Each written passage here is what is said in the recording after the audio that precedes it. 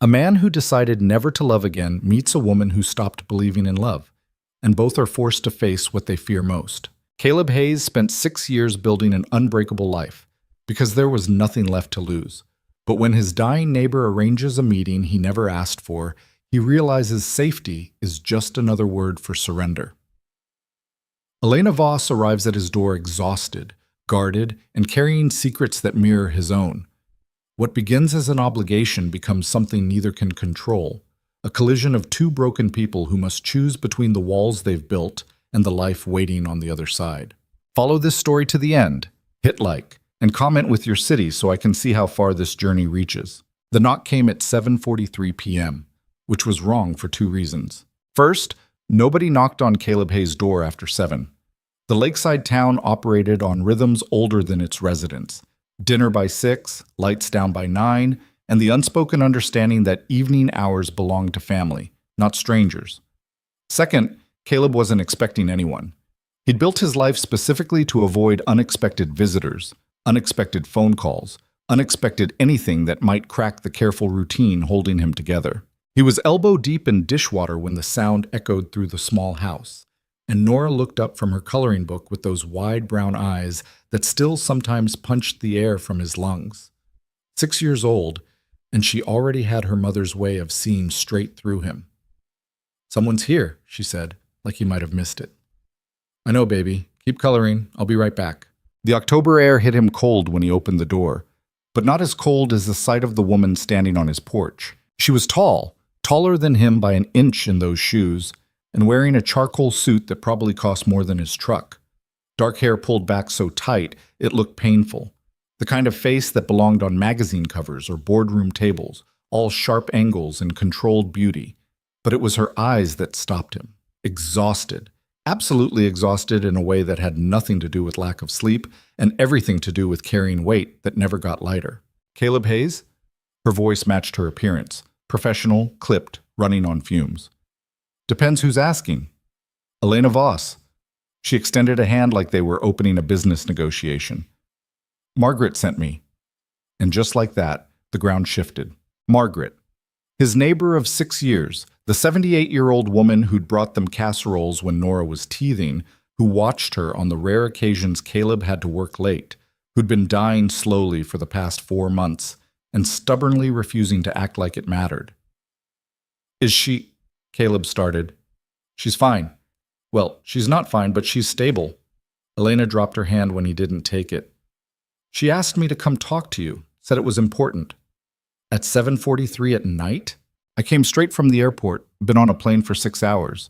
Before that, a meeting in Singapore that ran long. Before that—" She stopped herself, jaw tightening. "Sorry, you don't need my schedule. Can I come in or not?" Everything in Caleb's body said no. The routine said no. The carefully constructed walls said absolutely not. But Margaret's name hung in the air between them, and Margaret had never asked him for anything. Not in 6 years, not even when she should have. He stepped back. 5 minutes. Elena moved past him with the exhausted grace of someone running on autopilot. She took in the living room in one sweep, the worn couch, the toys scattered across the floor, the drawings taped to the wall, the life of a single father who'd stopped caring about impressions years ago. Nora stared at her from the kitchen table. "Hi," Elena said, and something in her voice shifted, softened. "You must be Nora." "How do you know my name?" "Margaret talks about you, says you're smart as a whip." "What's a whip got to do with being smart?" Elena's mouth twitched, almost a smile. "Good question. I don't actually know." Caleb cleared his throat. "Nora, go play in your room for a few minutes." "But I'm coloring." "Room, now." She went, but not without a look that said they'd be discussing his tone later. The kid had opinions about everything lately. Another thing she got from her mother. When her door clicked shut, Caleb turned back to Elena. She was still standing, hadn't moved to sit, hands clasped in front of her like she was waiting for a verdict. "So talk," he said. "Can I sit?" "You said this was important." "It is, but I've been standing for about 19 hours straight, and my feet are making executive decisions about staging a revolt." He gestured to the couch. She sank into it with a relief so profound it almost looked like pain, then immediately straightened like she'd caught herself showing weakness. Margaret's gotten worse, Elena said. Hospice thinks maybe 2 weeks. 3 if she's stubborn, which she is. Right. Elena looked down at her hands. She's been putting her affairs in order, asking people to visit, saying goodbyes without actually saying the word goodbye. Why are you here? The question came out harder than he meant, but Elena didn't flinch. Because she asked me to meet you. Said you were important, that you needed to hear something, and I was the one who had to say it. You don't even know me. I know. But Margaret seems to think that's the point. Caleb crossed his arms, a defensive gesture he'd perfected over 6 years. What could you possibly have to say to me? Elena was quiet for a long moment. Outside, wind moved through the trees, carrying the smell of the lake and rotting leaves and the particular emptiness of October. When she spoke again, her voice was different, stripped down, raw. She thinks we're the same, you and me. She thinks we're both dying while we're still breathing, and she's tired of watching it happen. The words landed like a slap. You don't know anything about me, Caleb said, but his voice had lost its edge. I know you're 32 and you've been alone for 6 years. I know you had a fiancé who died and left you with a 6-month-old baby. I know you wake up every morning and go through the motions and tell yourself that's enough, that keeping Nora safe and fed and happy is the same as living. Elena met his eyes. I know because I do the same thing. Different circumstances, same prison. Margaret told you all that? Some of it. The rest I just recognize. Caleb should have been angry. Should have told this stranger to get out of his house, to stop presuming things about his life, to take Margaret's misguided concern and shove it. But there was something in Elena's face, something exhausted and honest and desperately sad, that kept him rooted to the spot. Why would Margaret think you need to talk to me? He asked quietly. Elena looked away. Because this morning I watched someone die. The words hung in the air. I was in Singapore, she continued, closing a deal worth $40 million. We were in the lobby of the Raffles, shaking hands, celebrating. And this man just collapsed. Right there on the marble floor, heart attack. I watched the paramedics work on him for 20 minutes while everyone else stood around like it was street theater. Watched him die on expensive tiles surrounded by strangers. She stopped, jaw working. And all I could think was, that's going to be me someday. Dying in some hotel lobby or airport terminal or boardroom, and the people around me won't be family or friends because I don't have those anymore. They'll be colleagues, associates, people who know my quarterly projections but not my middle name. What is it? Caleb heard himself ask. What? Your middle name. Elena blinked. Rose. Elena Rose Voss. My grandmother's name. She laughed, but it was a broken sound. See? You're the first person who's asked that in maybe 5 years. They sat in silence. The house settled around them, old wood contracting in the cold. From Nora's room came the soft sound of her talking to her stuffed rabbit, conducting some elaborate game only she understood. I still don't understand what this has to do with me, Caleb said finally. Margaret said you'd say that. Elena leaned forward, elbows on her knees. She told me about you, about how you used to be different, how losing your fiancé turned you into someone who just stopped. Stopped taking risks, stopped letting people in, stopped living beyond the bare minimum required to keep your daughter alive. That's not... She said you're a good father, great even, but you're not a person anymore. You're just Nora's dad, and that's it. And she's worried about what happens when Nora grows up and doesn't need you the same way. The accuracy of it stole his breath. What about you? He asked, deflecting. What's your excuse? Elena's smile was razor thin. I'm a coward. Built a company worth $300 million because it was easier than building a relationship. Hired 200 people because I couldn't keep one. Travel 300 days a year because sitting still means thinking, and thinking means remembering what I destroyed. What did you destroy? Someone who loved me. Completely. Unconditionally. And I couldn't handle it, so I sabotaged everything until he had no choice but to leave. Then I buried myself in work and told myself I was happy. She met his eyes. Sound familiar? It did. It absolutely did, and Caleb hated her for it.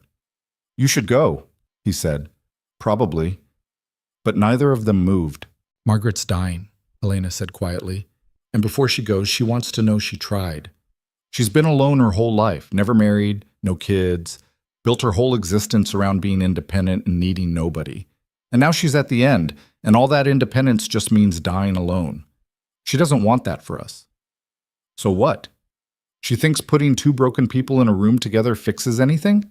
Maybe she thinks broken people recognize each other. Maybe she thinks we're the only ones who'd be honest enough to admit it.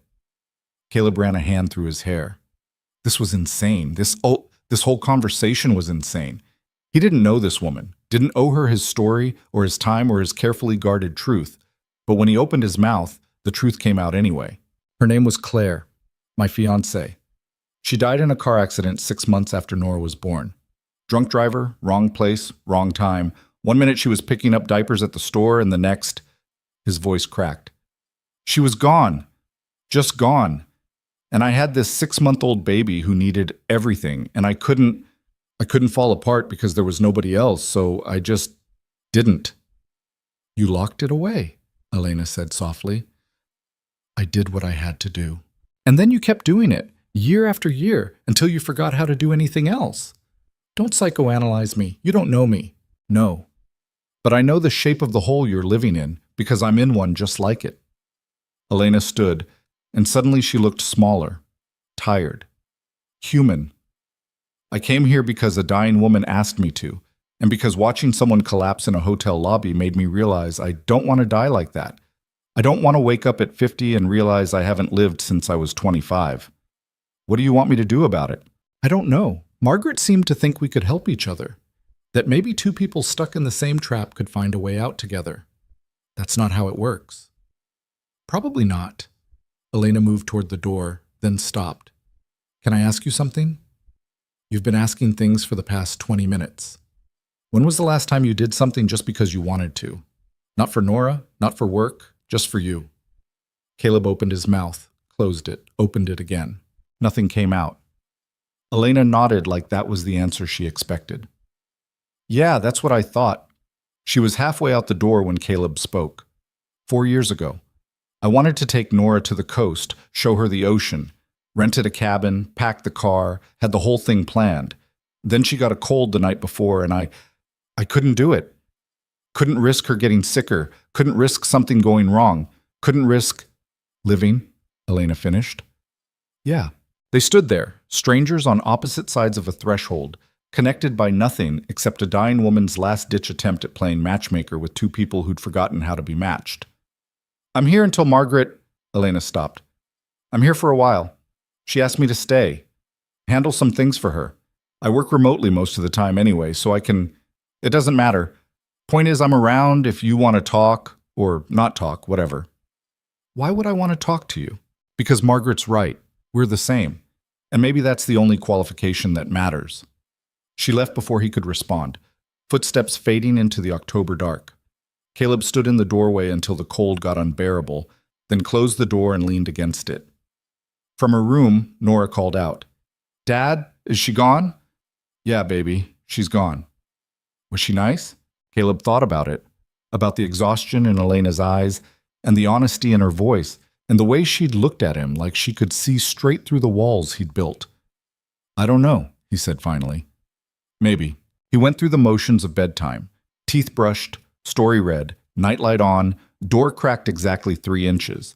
Nora asked about the visitor, and he told her it was someone who knew Margaret, which was true, but not the whole truth. She seemed satisfied, or at least willing to let it go for now. When she was asleep, Caleb sat on the porch with a beer he didn't drink and looked out at the lake. Margaret's house was dark except for one window upstairs. Her bedroom. Caleb had been there once, bringing soup when she'd had the flu, before the cancer, before hospice, before dying became a tangible thing with a timeline. The room had been filled with books and photographs and a lifetime of accumulated solitude.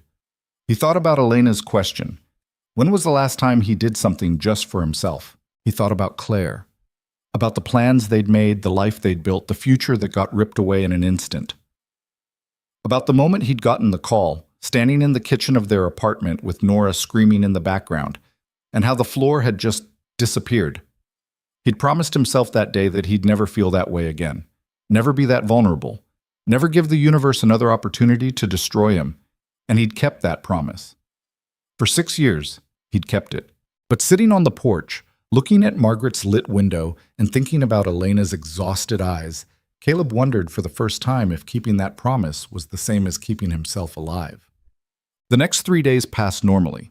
Caleb worked his shifts at the hardware store, picked Nora up from school, made dinner, supervised homework, repeated. The routine held. The routine always held. But Margaret's window stayed lit later each night. On the 4th day, he saw Elena's car in the driveway. Sleek and expensive, completely out of place on their street of aging Fords and Chevys. She was there when he left for work, still there when he got home, gone by bedtime. On the 5th day, Nora asked about her. Is that lady staying with Miss Margaret? Looks like it. Why? Because Miss Margaret's sick, remember? She needs help. Are you going to help too? Caleb paused in the middle of cutting carrots. What do you mean? You always helped before, when she needed things. It was true. For 6 years, he'd been the one changing light bulbs Margaret couldn't reach, clearing snow from her walk, driving her to appointments when her car wouldn't start. Small things, neighbor things, things that let him help without getting too close. She has Elena now, he said, but we're her friends. The simplicity of it stopped him, out of the mouths of 6-year-olds. You're right, he said finally. We should check on her. They went over after dinner, Nora carrying a drawing she'd made, Miss Margaret surrounded by flowers and rainbows and that particular brand of chaotic joy only children's art could capture. Caleb brought nothing except the unease that had been building since Elena walked out of his house 5 nights ago. Elena answered the door in jeans and a sweater, hair down, looking more human than she had in the suit. Still exhausted, but differently. Less corporate fatigue, more emotional marathon. Caleb, Nora. She seemed genuinely surprised. Hi. We brought a picture for Miss Margaret, Nora announced, holding it up. Elena's expression softened in a way Caleb wouldn't have thought possible. She's going to love this. Come in. The house smelled like lavender and something medicinal. Hospice had brought equipment, a hospital bed in the living room, oxygen tanks, things with digital readouts that beeped softly. Margaret was propped up on pillows, thinner than she'd been a month ago, but her eyes were sharp as ever. Caleb Hayes, she said, voice raspy. Took you long enough. Been busy. Busy being stubborn, more like. She looked at Nora. And who's this beautiful artist? Nora showed her the picture, explaining each flower and rainbow in elaborate detail. Margaret listened like it was the most important presentation she'd ever heard, asking questions, pointing out her favorites. Watching them, Caleb felt something crack in his chest. Elena stood by the window, giving them space, but he could feel her watching him. Nora, honey, Margaret said finally, would you do me a favor? There's cookies in the kitchen, top shelf, green tin. Think you could get one for yourself and bring me one too? You're not supposed to have sugar, Nora said seriously. Dad says sugar makes you hyper. Margaret laughed, which turned into a cough. Well, at my age, hyper sounds pretty good. Go on. When Nora disappeared into the kitchen, Margaret fixed Caleb with a look. Sit down. You're making me nervous hovering. He sat. Elena stayed by the window. You met Elena, Margaret said. Not a question. I did. And? And what? You ambushed me with a stranger who showed up quoting my life story like she'd read my diary. I told her the truth, figured someone should. That wasn't your place. I'm dying, Caleb. I don't have time for other people's places. Margaret reached for the water glass on her bedside table. Elena moved immediately, helping her drink, arranging the pillows. Practiced motions. She'd been doing this for days. I asked Elena to come because you two need each other. We don't even know each other. That's the point. You're both so trapped in your own heads you can't see straight. Maybe a stranger's exactly what you need. Or maybe you should let people live their own lives. Living? Is that what you call it? Margaret's voice sharpened. You go to work, come home, take care of Nora, and repeat. That's not living. That's surviving. And survival's fine when you're in crisis, but Caleb, the crisis is over. Claire's been gone 6 years. At some point, you have to decide if you're going to honor her memory or hide behind it. The words hit like a physical blow. That's not fair, he said quietly. No. Dying at 46 isn't fair. What happened to Claire isn't fair. But you're still here, and that little girl in there needs more than a father who's just going through motions. I'm a good father. You're an excellent father, but you're a ghost of a person, and one day Nora's going to be old enough to notice. Caleb stood. I should go. Sit down. Margaret, please. The word stopped him. Margaret didn't say please, didn't ask. She told, ordered, demanded. Hearing her say please was like watching the earth tilt. He sat.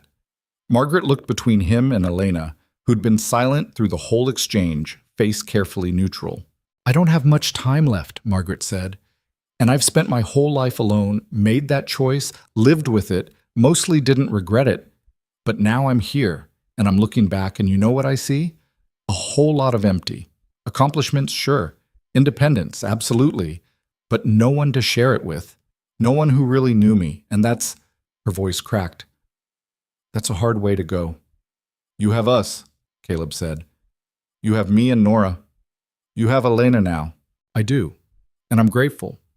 But it's not the same as having someone when you're young enough to build a life with them. It's not the same as taking risks when the stakes still matter. She reached for his hand. Hers was cold, weightless. I see you, Caleb. See you hiding. And I see Elena doing the same thing with different scenery. You're both choosing safety over life, and I get it. I do. But I'm at the end, and I can tell you with absolute certainty that the safe choice is the one you'll regret, every single time. Nora came back with cookies, breaking the moment. They ate and talked about lighter things, Nora's upcoming school play, a bird's nest Margaret could see from her window, the weather. But the weight of Margaret's words hung in the air, unshakable.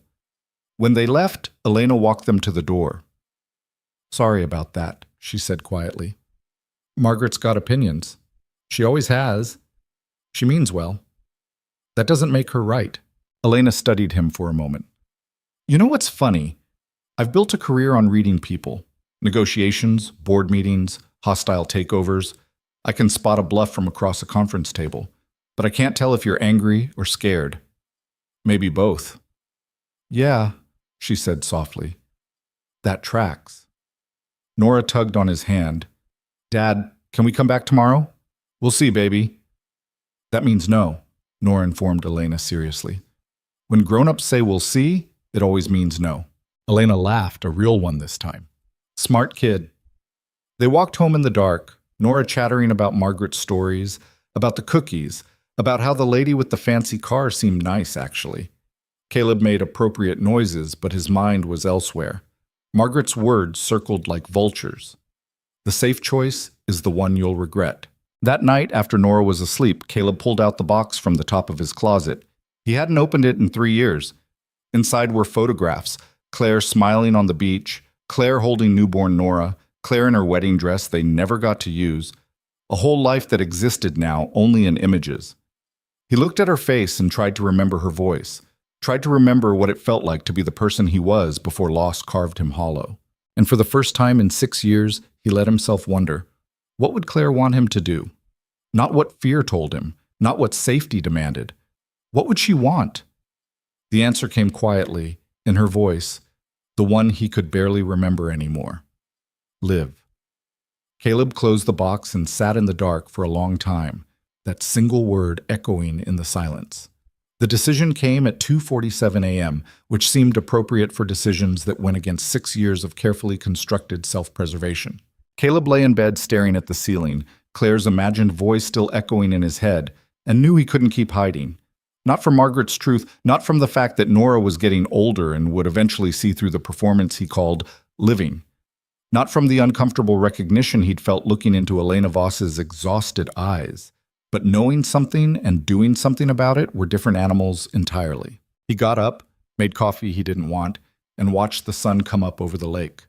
The water was still, mirror perfect, reflecting nothing but empty sky. Somewhere across town, Elena was probably awake too, running on Singapore time and whatever demons kept CEOs from sleeping. Somewhere closer, Margaret was awake because dying didn't keep regular hours.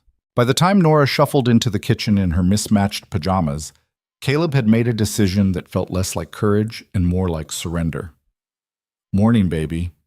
You look tired, Nora said, climbing into her chair with the blunt honesty only children possessed. Couldn't sleep. Were you thinking about Miss Margaret? Yeah, among other things. Nora poured cereal with the intense concentration of someone performing surgery. Is she going to die soon? The question landed without warning, the way Nora's hardest questions always did. Caleb had learned not to soften the truth for her. She'd lost her mother before she could remember her, had grown up understanding that people left and didn't come back, and treating her like she was fragile would only make her doubt her own strength. Probably, he said. The doctors think a couple weeks, maybe. That's sad? It is. But she's old, so it's not as sad as when Mom died, right? Because Mom was young and wasn't supposed to die yet. Caleb sat down across from her, watching milk drip from her spoon. Death is sad no matter when it happens. But yeah, Margaret's lived a long life. She's ready. How do you know when you're ready to die? I don't know, Nora. I really don't. She thought about this while chewing, her face serious. I think you're ready when you've done all the things you wanted to do. Miss Margaret probably did everything. Maybe. Did Mom do everything she wanted? The question caught in his throat. No, she didn't get to do a lot of things. Like what? Like watch you grow up. Like get married. Like... He stopped. A lot of things. Nora nodded slowly. That's really sad. Yeah, baby, it really is. They finished breakfast in comfortable silence, and Caleb drove her to school thinking about all the things Claire never got to do and all the things he'd stopped doing in her absence. The math didn't add up. Her death didn't erase his life, but somehow he'd been living like it did. He called in sick to work for the first time in 3 years. Then he walked to Margaret's house and knocked on the door before he could change his mind. Elena answered in running clothes, hair pulled back, face flushed like she'd just finished a workout. She looked younger this way, less corporate armor, more human being. Caleb, hi, is everything okay? Is Margaret awake? Yeah, but she's having a rough morning. Hospice nurse is with her. Elena stepped onto the porch, pulling the door mostly closed. What's going on? I need to talk to you. Something flickered across her face. Surprise, maybe, or concern. Okay, you want to come in, or can we walk? They ended up at the lake. The path around it was 2 miles of gravel and overgrown grass, mostly empty this time of year. October had stripped the trees bare, leaving everything exposed and honest. They walked for a while without talking. Elena matched his pace easily, hands in her pockets, breath making small clouds in the cold air. She didn't push, didn't ask questions, just walked beside him like she understood that some conversations needed movement to happen. Finally, Caleb spoke. Margaret's right. About me. Okay. I've been hiding since Claire died, just hiding. Going through the motions with Nora, telling myself that was enough. That being a good dad meant I was still a person. He kicked at a rock. But I'm not. I'm just a collection of routines designed to keep me from feeling anything. Elena was quiet for a moment. That's pretty self-aware for someone in denial. I'm not in denial anymore. That's the problem. Why is that a problem? Because now I have to decide what to do about it, and I have no idea where to start. They reached a bench overlooking the water. Elena sat first, and after a hesitation, Caleb joined her. The wood was cold through his jeans. You want to know something funny? Elena said. I built a $300 million company from nothing. Started in my apartment with a laptop and an idea, worked 100-hour weeks for 5 years straight, convinced investors to give me money when I barely had a business plan, hired people, fired people, made decisions that affected hundreds of lives. And I can't remember the last time I was actually scared. What does that have to do with anything? I'm terrified right now, sitting on this bench, talking to you, absolutely terrified. Caleb looked at her.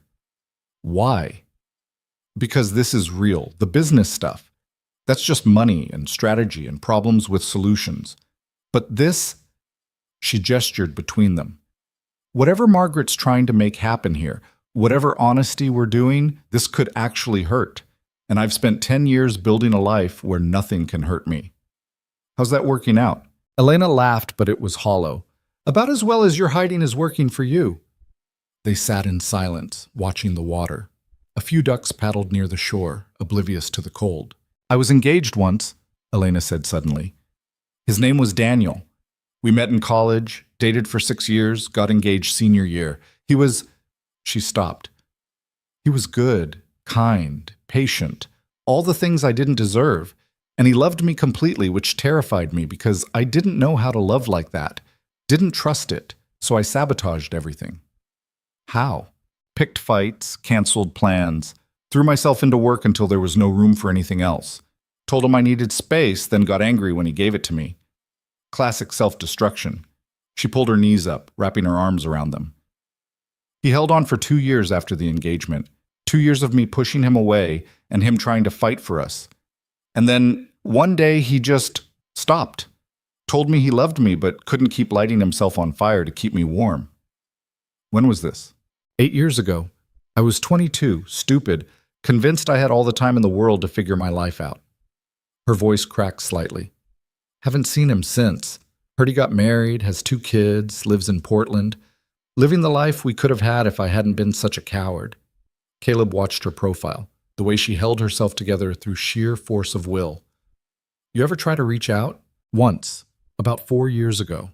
Got drunk at a conference. Sent him a long email apologizing for everything. He wrote back the next day. Very kind, very final.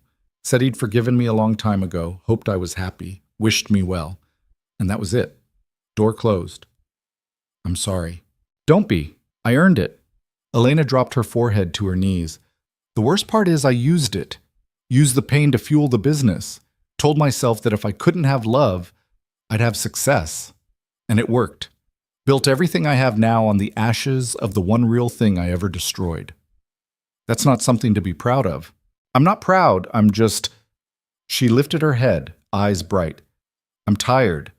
I'm so tired of pretending the trade was worth it, of acting like a corner office and a stock portfolio make up for dying alone.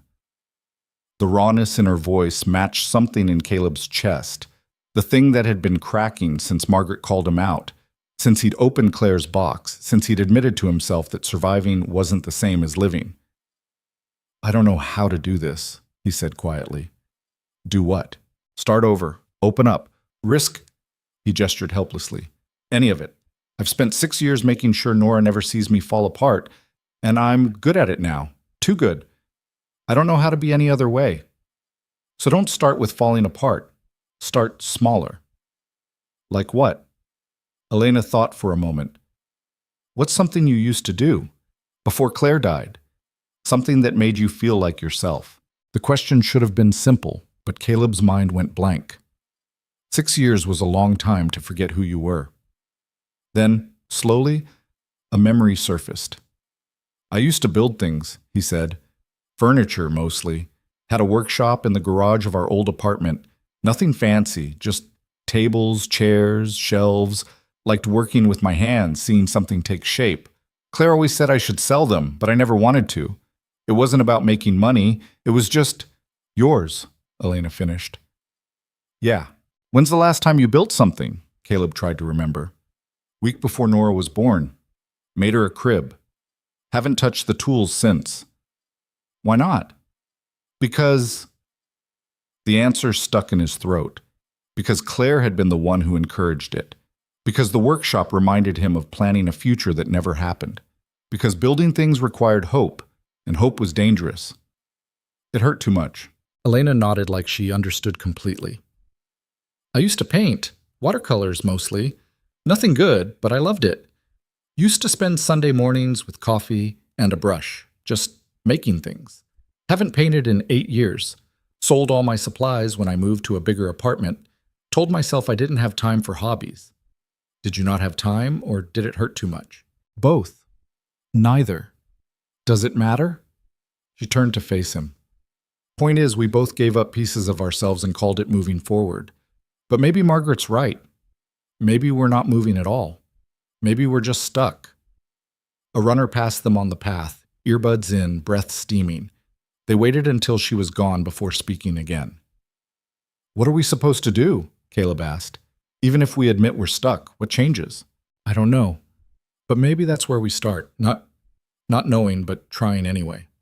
That's terrifying. Yeah. Elena met his eyes. It really is. They walked back slowly, the conversation shifting to safer topics. Nora's upcoming school play, Margaret's favorite foods, the weather. surface stuff that let them breathe after going so deep. But something had shifted. Some wall had developed a crack. When they reached Margaret's house, Elena stopped at the bottom of the porch steps. "Can I ask you something? You've been asking things all morning." "One more." She hesitated. "Would you want to have dinner sometime?" "Nothing. I mean, not like a date or anything. Just two people who are apparently stuck in the same trap, trying to figure out if there's a way out." Caleb's instinct was to say no, to retreat back into the safety of routine, to protect the walls that kept him functional. But then he thought about Claire's voice telling him to live, about Margaret's warning that the safe choice was the one you'd regret, about Nora asking when he'd last done something just because he wanted to. "Okay," he heard himself say. Elena looked as surprised as he felt. "Yeah?" "Yeah, but Nora comes too. I don't do things without her. I wouldn't expect you to." Elena smiled, and for the first time since they'd met, it reached her eyes. "How about Saturday? I'll cook, unless you don't trust a CEO to know her way around a kitchen." "You can cook?" "I can follow directions. Whether that counts as cooking is debatable." "Saturday works." They stood there for a moment, two people who'd just agreed to something neither fully understood, united by a dying woman's conviction that they needed each other. "I should check on Margaret," Elena said finally. "Yeah, I should." Caleb realized he had nowhere to be, had called in sick, had broken routine for the first time in years. "I should pick up Nora from school." "That's not for 5 hours." "Right. Well, I'll find something to do." Elena's smile turned knowing. "You have no idea what to do with unscheduled time, do you?" "Not even a little bit." "Me neither." She started up the steps, then turned back. "Hey, Caleb?" "Yeah? Thanks. For this morning. For being honest." "You too." He walked home feeling untethered, like he'd cut a rope he'd been using as an anchor, and wasn't sure if he'd float or drown. The house was too quiet, too empty. He wandered room to room, looking at the life he'd built, clean, organized, utterly devoid of anything that wasn't necessary for survival. On impulse, he opened the garage. The workshop was exactly as he'd left it 6 years ago. Tools on pegboards, sawdust on the floor, half-finished projects covered in dust. He'd meant to clean it out 100 times, but somehow never got around to it. Like some part of him knew that erasing it completely would be admitting something he wasn't ready to admit. He picked up a chisel, felt the weight of it, the familiar grip. His hands remembered what his mind had tried to forget. Caleb didn't make anything that day, but he cleaned, swept the dust, organized the tools, checked what was still usable and what had deteriorated. It took hours, and when he was done, his back ached and his hands were filthy, and he felt more alive than he had in 6 years. He picked up Nora from school, covered in sawdust. She took one look at him and grinned. "You look messy." "I was cleaning the garage." "The place with all the old wood stuff?" "That's the one." "Why?" Because a woman he barely knew had asked him what he used to do before loss carved him hollow. Because Margaret was dying, and it made him think about living. Because he was tired of being a ghost. "Because I wanted to," he said simply. Nora seemed to find this perfectly reasonable. "Can I see?" They spent the afternoon in the workshop. Caleb showed her the tools, explained what each one did, let her hold the ones that weren't sharp. She asked a million questions, touched everything, got sawdust in her hair. She looked at the half-finished crib in the corner, her crib, though she didn't know it, and asked if they could make something together. "Like what?" "I don't know, something for Miss Margaret? So she has something to look at that's not boring hospital stuff." And just like that, Caleb found himself planning a project. Something small. A box, maybe, with carved flowers. Something Margaret could keep beside her bed, fill with whatever mattered. They sketched designs on scrap paper until dinner time, Nora's ideas growing increasingly elaborate, Caleb editing them down to something actually buildable. It felt like playing. He'd forgotten what playing felt like. That night, after Nora was in bed, Caleb stood in the workshop and ran his hand over the crib he'd made for a future that never came. The wood was smooth, joints tight, built to last. He'd made it with so much hope, so much certainty that life would unfold according to plan. He thought about Margaret's words, about honoring Claire's memory versus hiding behind it. This crib, it was both.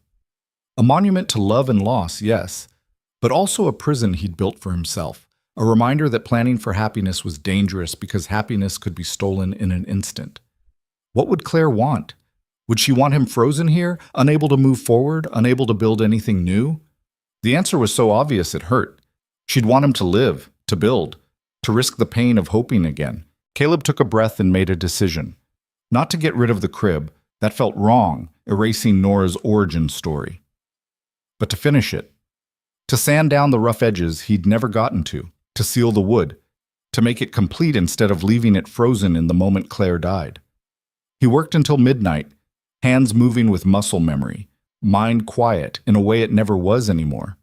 The repetitive motion was meditation. The sawdust and wood oil smell was coming home. When he finally stopped, the crib was done. Still a monument, but a finished one. Something he could be proud of instead of something that haunted him. He took a photo and, on impulse, texted it to Elena. The response came fast, like she'd been awake too. Elena: beautiful. You made this? Caleb: 6 years ago. Just finished it tonight. Elena: metaphor? Caleb: maybe, or just a crib. Elena: just a crib that took 6 years to finish. Definitely a metaphor. Caleb: what are you doing awake? Elena: could ask you the same thing. Caleb: fair. A pause. Then, Elena: Margaret had a bad night. Nurse gave her something for pain. She's sleeping now, but it's getting worse. Caleb: I'm sorry. Elena: me too. She asked about you earlier, asked if we talked. Caleb: what did you tell her? Elena: that you're stubborn but not hopeless. She seemed satisfied. Caleb: high praise. Elena: from Margaret? Absolutely. Another pause. Elena: I'm scared, Caleb. I've watched people die in business. Companies fold, careers end. But this is different. This is someone I'm starting to care about, and I don't know how to do this without armor. Caleb stared at the message, at the rawness of it, the trust it took to send. Caleb: you don't do it without armor. You just do it scared. Elena: is that what you did? With Claire? Caleb: no. With Claire, I fell apart and barely survived. But with Nora, yeah. Every day I'm terrified I'm going to screw her up, that I'm not enough, that I'll lose her too. But I keep going anyway. Elena: that's brave. Caleb: that's parenting. Not sure it counts as brave when you don't have a choice. Elena: still counts. The conversation drifted into easier territory. Nora's plans for Margaret's box, Elena's disastrous attempt at making soup earlier, the weather forecast. Small talk that felt less small when it was happening at midnight between two people learning how to be honest. Finally, Elena: I should try to sleep. Margaret will be up early. Caleb: yeah, me too. Elena: Caleb? Caleb: yeah? Elena: thanks for today, for walking with me, for being real. Caleb: back at you. He put the phone down and looked at the finished crib, at the photo he'd sent, at the conversation that had unfolded in the quiet of late night when defenses were down. Something was changing. He could feel it, like a shift in atmospheric pressure before a storm. Margaret was dying, and in her dying, she was forcing both of them to look at their lives and admit what they'd been avoiding. They were stuck, both of them, in different traps, but stuck nonetheless. But maybe being stuck together was different than being stuck alone. Saturday came faster than Caleb expected. The week passed in a blur of work, parenting, stolen hours in the workshop, and daily visits to Margaret's house. He and Nora worked on the box in the evenings, carving simple flowers into the lid, sanding until it was smooth as glass. Nora insisted on painting the inside bright yellow because Miss Margaret needs sunshine. Elena texted throughout the week. Nothing heavy, just small updates. Margaret's appetite was gone. The hospice nurse thought maybe a week left.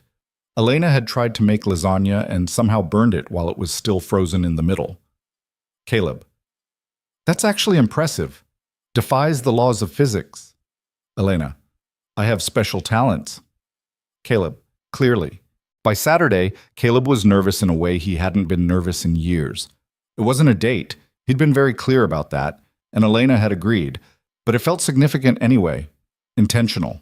like he was choosing something instead of just letting life happen to him. Nora picked out her outfit with the seriousness of someone preparing for a state dinner. Purple dress, mismatched socks, the sparkly shoes she usually only wore to church. Caleb didn't have the heart to tell her they were just going next door. "Do you think she'll like the box?" Nora asked for the 100th time. "She's going to love it." "What if she doesn't? Then we'll make her something else." "What if she dies before we can make something else?" The question stopped him. "Then we'll know we tried our best and that's all we can do." Nora thought about this while tying her shoes. "Dad?" "Yeah, baby? Is Elena going to be your girlfriend?" "What? No, we're just friends." "But you text her, and you smile when you text her." "I smile when I text your teacher too. Doesn't make her my girlfriend." "That's different. You don't smile the same way?"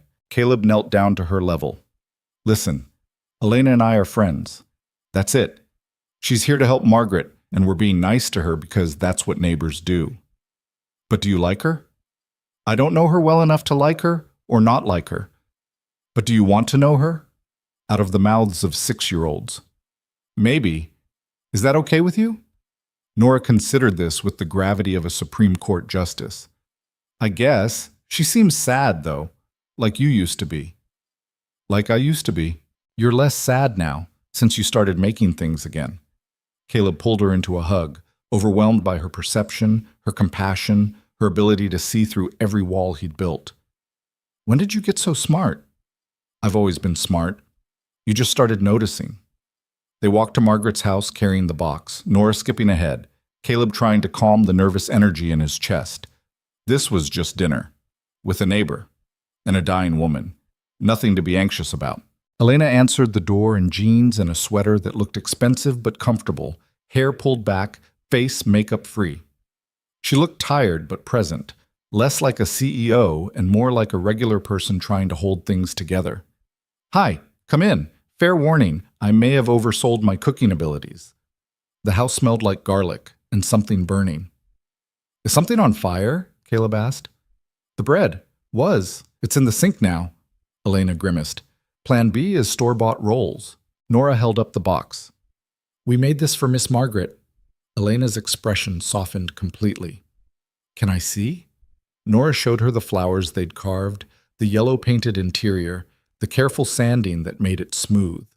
Elena ran her fingers over it with something like wonder. "This is beautiful. You made this whole thing yourselves?" "Dad did the carving, I did the painting and the sanding. We worked together. Margaret's going to love it." Elena looked at Caleb. "This is really special. Nora's idea. But you built it." Their eyes met and something passed between them. Understanding, maybe, or recognition. Two people learning how to make things again after years of just getting through. Margaret was awake, propped up in the hospital bed, oxygen tubes in her nose. She looked smaller than last week, like she was slowly disappearing. But her eyes were bright when she saw them. "There's my favorite artist," she said to Nora. Nora presented the box with ceremony. "We made you this, for things you want to keep close." Margaret took it with trembling hands, tracing the carved flowers. Her eyes filled, which shocked Caleb. He'd never seen Margaret cry. "This is," her voice broke, "this is the nicest thing anyone's ever made me." "You can put anything in it," Nora said. "Jewelry or letters or rocks or anything you want. I know exactly what I'll put in it." Margaret looked at Caleb. "Thank you. It was Nora's idea." "But you made it. First thing you've built in 6 years, I'd wager." "How did you—" "Elena mentioned you had a workshop. Didn't take a genius to figure out you weren't using it." Margaret set the box on her bedside table where she could see it. "Good to see you building again. Building means hoping. Or it just means I have free time. Keep telling yourself that." Elena called them to dinner.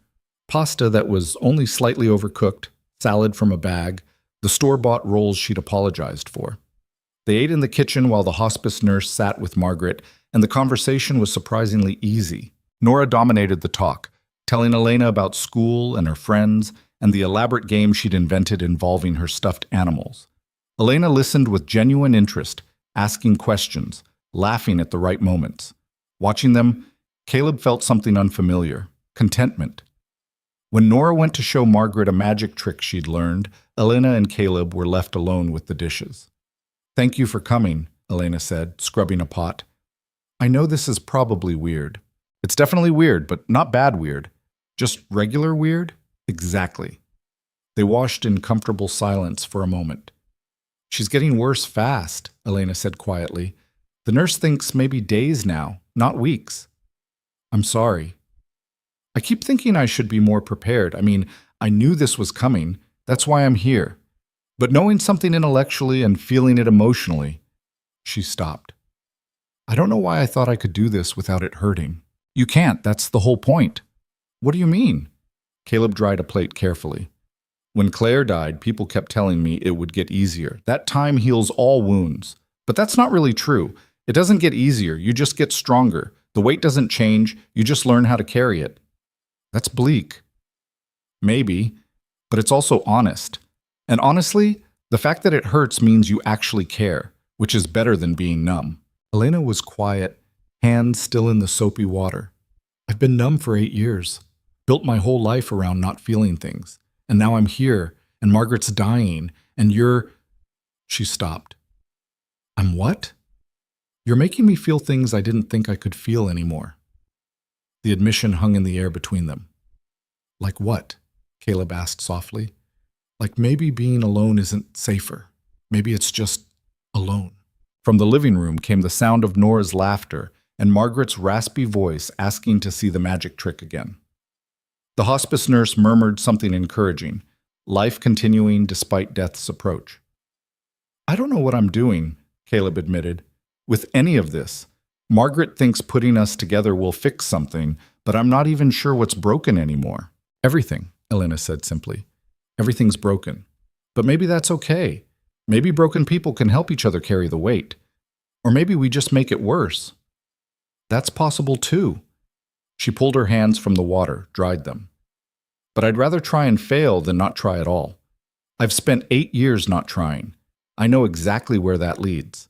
They finished the dishes and rejoined Nora and Margaret. The old woman was fading, eyelids drooping, but fighting to stay present. Nora sat beside her bed, holding her hand, talking about everything and nothing. Tell me about school, Margaret said. What are you learning? We're reading about pilgrims. They came on a boat and had a hard winter and lots of people died, but they didn't give up. Sounds familiar. And we're learning about fractions, which are basically when you break things into pieces. Dad says I'm good at fractions because I always want half his dinner. Margaret laughed, which turned into a cough. Elena was there immediately with water, helping her drink, adjusting her pillows. Practiced motions born from a week of constant care. When Margaret settled again, she looked at Caleb. You two talking? We're talking right now, he pointed out. You know what I mean. Really talking. Margaret, I'm dying. Humor me. She reached for his hand with one hand, Elena's with the other. I meant what I said. You're both hiding from life, and life's too short for hiding. I should know. Spent 78 years keeping everyone at arm's length, and now I'm here. And the only people at my bedside are a neighbor I barely let myself care about, and a woman I met 3 weeks ago. You have us, Nora said. We care about you. I know you do, sweetheart, and that's more than I deserve. Margaret squeezed their hands. But I want more for you two. I want you to have what I didn't. Connection. Real connection. The kind that scares you because losing it would hurt. Why would we want something that would hurt to lose? Caleb asked. Because having it makes life worth living.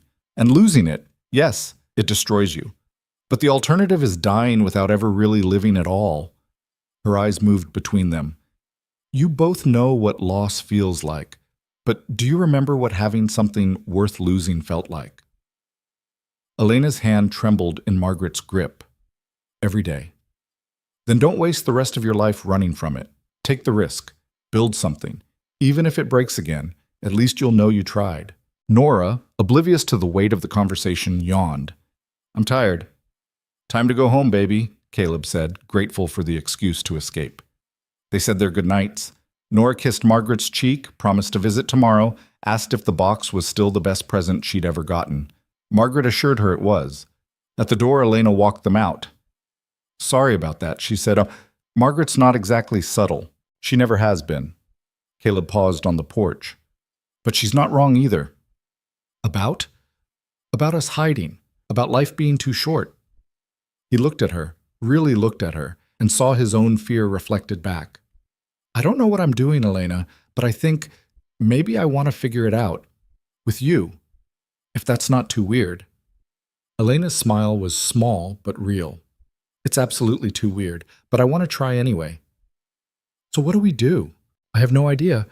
Maybe we just keep talking, keep being honest, see what happens? That's terrifying. Yeah, she said softly. It really is. They stood there, two broken people on a porch, connected by a dying woman's wisdom and their own desperate need to be something other than alone. Good night, Elena. Good night, Caleb. He walked Nora home through the dark, her hand in his, her voice chattering about magic tricks, and Margaret's smile, and how Elena seemed nicer when she wasn't wearing fancy clothes. Inside, tucking her into bed, Nora looked up at him with those two perceptive eyes. Dad, do you think Miss Margaret is right about building things that might break? I don't know, baby. What do you think? I think, she yawned, I think everything breaks sometimes. But that doesn't mean you shouldn't build it, because having it was still good even if it breaks. When did you get so wise? I've always been wise. You just started listening. He kissed her forehead and left her to sleep, then stood in the hallway feeling like the earth had shifted beneath his feet. Everything breaks sometimes, but having it was still good. Out of the mouths of 6-year-olds. Caleb went to bed that night thinking about Margaret's words, about Elena's trembling hands, about Nora's simple wisdom. He thought about Claire, and the life they'd planned, and the crib he'd finally finished. He thought about the workshop, and building things, and hope. And for the first time in 6 years, when he thought about the future, it didn't feel like betrayal. It felt like possibility. The phone call came at 4:17 a.m. on Tuesday, 3 days after the dinner that had shifted something fundamental between them. Caleb jerked awake, heart already pounding before his hand found the phone. Nothing good ever came from calls at 4:17 a.m. He'd learned that 6 years ago when the hospital called about Claire. Caleb, it's Elena. Her voice was steady but hollow. Margaret's asking for you. The nurse says, she says it's time. He was dressed and out the door in under 2 minutes, leaving a note for Nora on the kitchen table in case she woke up, though she rarely did before 6. The street was dark and empty, the kind of profound silence that only existed in the hours between night and morning. Elena met him at the door. She'd been crying, her eyes were red, face blotchy. But she was holding it together through what looked like sheer force of will. How long? Caleb asked. Hours, maybe. She's been in and out, keeps asking for people who aren't here, then comes back and asks for you. Elena's voice cracked. I don't know how to do this. Nobody does. You just do it. They went inside. The hospice nurse, a kind-faced woman named Patricia who'd been coming daily, looked up from Margaret's bedside and nodded at Caleb. She'll be glad you're here, Patricia said quietly.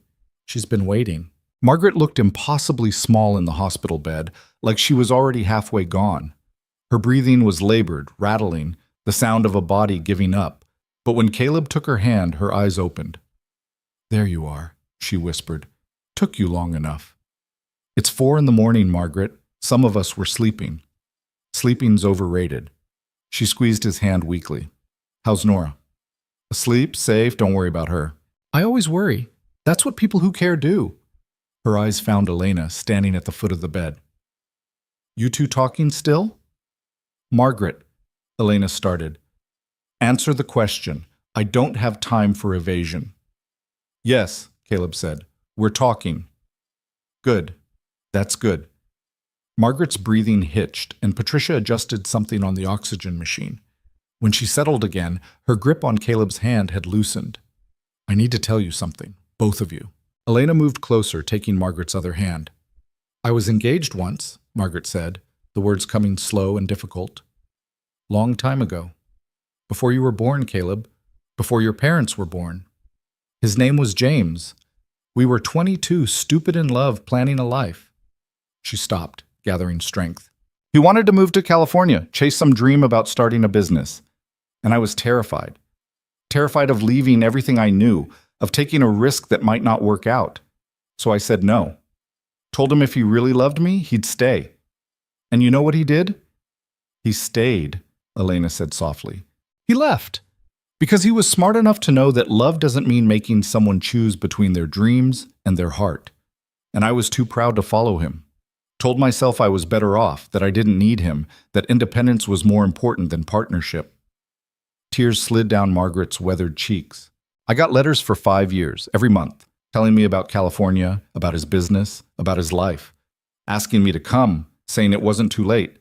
And I never answered, not once, because answering meant admitting I'd made a mistake, and I was too stubborn for that. What happened to him? Caleb asked. He married someone else, had 3 kids, built the life he wanted with someone brave enough to build it with him. And I stayed here, convinced I'd made the right choice, that my independence was worth more than love. Her breathing was getting worse. I was wrong. So wrong.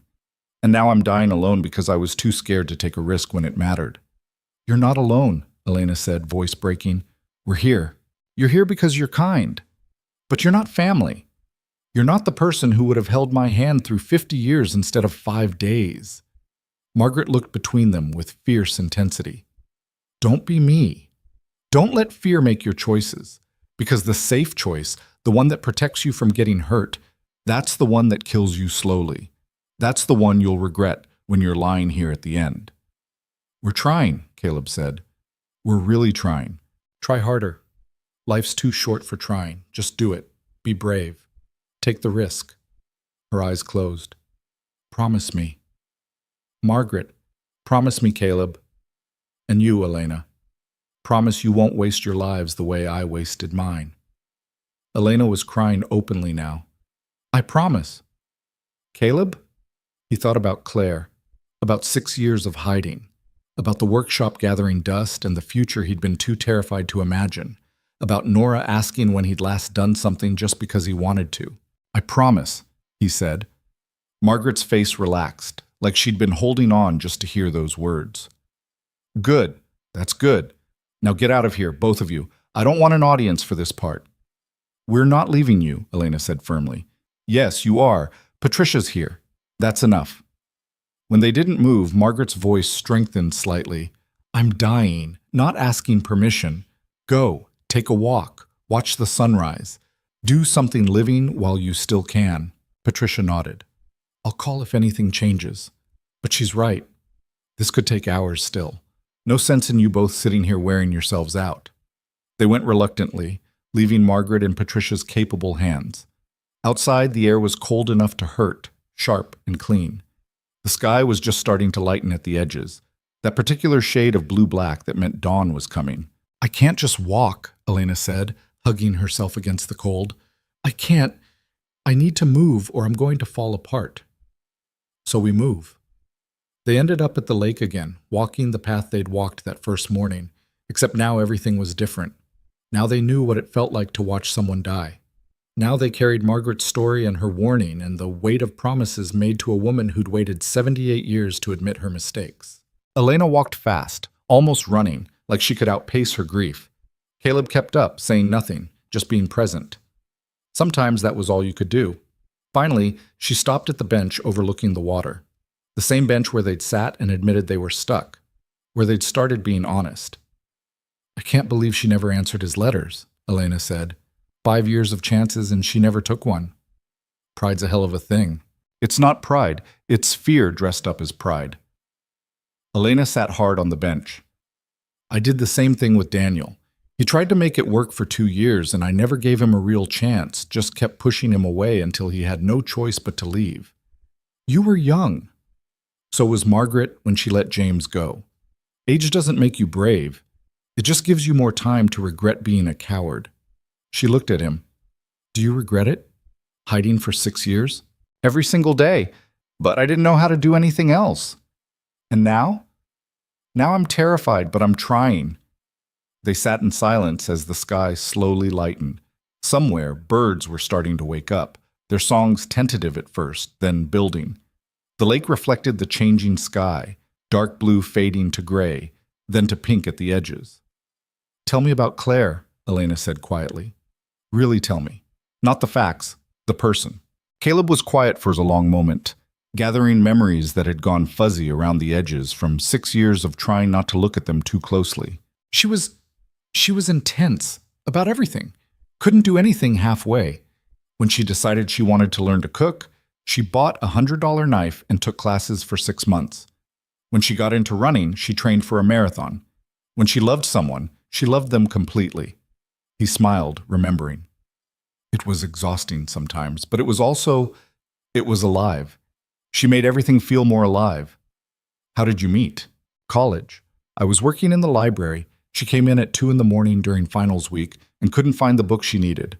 I helped her find it, and she asked if I wanted to get coffee. We stayed up until dawn talking, and I remember thinking, this is it. This is the person I've been waiting for. What did you talk about? Everything, nothing. She wanted to know about my family, my major, what I wanted to do with my life. And she actually listened, really listened. Most people ask questions just to be polite, but Claire, she was genuinely interested in people, made you feel like you mattered. Elena's eyes were bright. She sounds wonderful. She was, but she wasn't perfect. She was stubborn, got angry fast, held grudges, had terrible taste in movies and sang off key in the shower, left her clothes all over the apartment and could never remember where she put her keys. His voice caught. But none of that mattered because she loved me, completely. And I loved her the same way. How did you do it? Love like that without being terrified? I was terrified all the time, but being with her was worth the fear. He looked out at the water. And then she died, and the fear won. Because loving someone that much and losing them, it breaks something in you. And I couldn't risk breaking again, so I just stopped. Stopped loving, stopped hoping, stopped everything except keeping Nora safe. Do you think she'd understand? Why you stopped? Caleb thought about it. No, Claire would have been furious with me, would have told me I was wasting my life, that she didn't die so I could spend 6 years hiding. But understanding what she'd want and actually doing it are two different things. What changed? Nora, mostly. Watching her grow up, seeing her start to notice that her dad is just going through motions, and Margaret calling me out. And you... He stopped. Me? Yeah, you showed up and I saw myself reflected back. Saw what hiding looks like from the outside, and it's not pretty. It's not noble or safe or smart. It's just sad. We're both just sad, broken people pretending we chose this. Elena was quiet for a long time. When she spoke, her voice was barely above a whisper. I don't want to die like Margaret, alone in a house with regrets and boxes of letters I never answered. I don't want to be 78 and realize I wasted 50 years because I was too scared to try. So don't. It's not that simple. Isn't it? Margaret's dying wish was for us to be brave, to take risks, to choose life over safety. Caleb turned to face her. What are we so afraid of? Getting hurt again. We're already hurt. Has been for years. The difference is whether we're hurt and alive or hurt and hiding. When did you become the brave one? About 5 minutes ago. I'm terrified, Elena. Absolutely terrified. But I'm also tired of being scared. The sun broke over the horizon then, spilling gold across the water, turning everything bright and sharp and real. They sat in silence and watched it rise, two people at a turning point, standing on the edge between the lives they'd built and the lives they might choose. Elena's phone buzzed. She looked at it and her face went pale.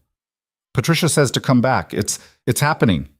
They ran. By the time they got back to Margaret's house, the quality of her breathing had changed. Patricia met them at the door with sad eyes.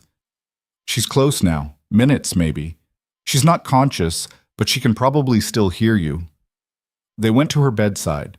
Margaret looked peaceful, almost translucent, like she was already becoming something other than solid. Her breathing was shallow, irregular, each breath seeming like it might be the last. Caleb took one hand, Elena the other. We're here, Margaret, Elena said softly. We came back. No response. Just the quiet rattle of breathing.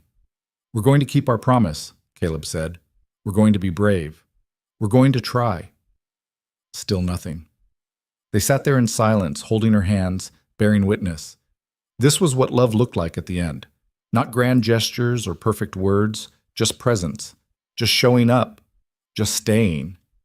Margaret's breathing slowed, paused, slowed more. It's okay, Elena whispered, tears streaming down her face. You can go. We've got each other. You don't have to worry. One more breath, then another, smaller, then nothing. The silence was profound. Patricia checked for a pulse, then gently closed Margaret's eyes. "She's gone," Patricia said softly. "I'm so sorry." Elena made a sound somewhere between a sob and a gasp. And then she was crying, really crying, the kind of crying that came from somewhere deep and couldn't be controlled. Caleb held her as she fell apart, his own tears silent but steady. They'd known this was coming, had been preparing for it, but knowing and experiencing were completely different things. Watching Margaret take her last breath, feeling the moment life left her body. It was brutal and intimate and sacred all at once. Patricia gave them time, then gently suggested they step out while she did what needed to be done. They went to the living room and sat on the couch, still holding hands, neither speaking. Finally, Elena said, "I've never watched someone die before. The man in Singapore, I saw it, but I wasn't close enough to really be part of it. But this, I know. It's so final. One minute she's here, and the next she's just gone, like a light switching off." Yeah, they sat in silence some more. Through the window, the morning sun was bright and cheerful, completely indifferent to the fact that someone had just left the world. "What do we do now?" Elena asked. "I don't know. I've never lost someone like this. Claire's death was sudden. No goodbyes, no warning. This was different. Do you think Margaret heard us at the end?" "I hope so."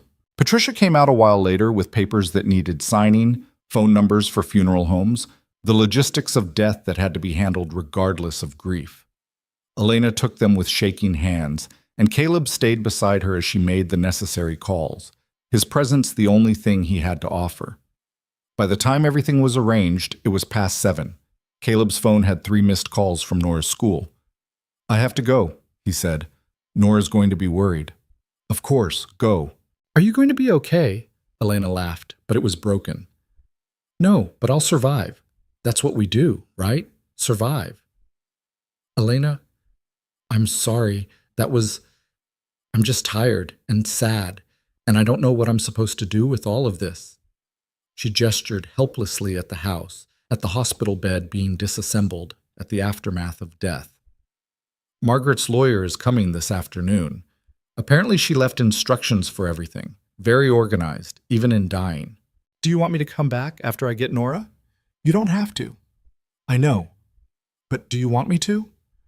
Elena met his eyes and something passed between them. "Yes, if that's okay. I'll be back this afternoon." He left her there with Patricia and the funeral home people and the impossible task of dismantling a life. Walking home, Caleb felt hollowed out, scraped raw. He'd been so focused on Margaret's message, on her warning about wasted lives and safe choices, that he hadn't prepared for the actual grief of losing her. She'd been his neighbor for 6 years, had brought them casseroles and watched Nora and never asked for anything in return.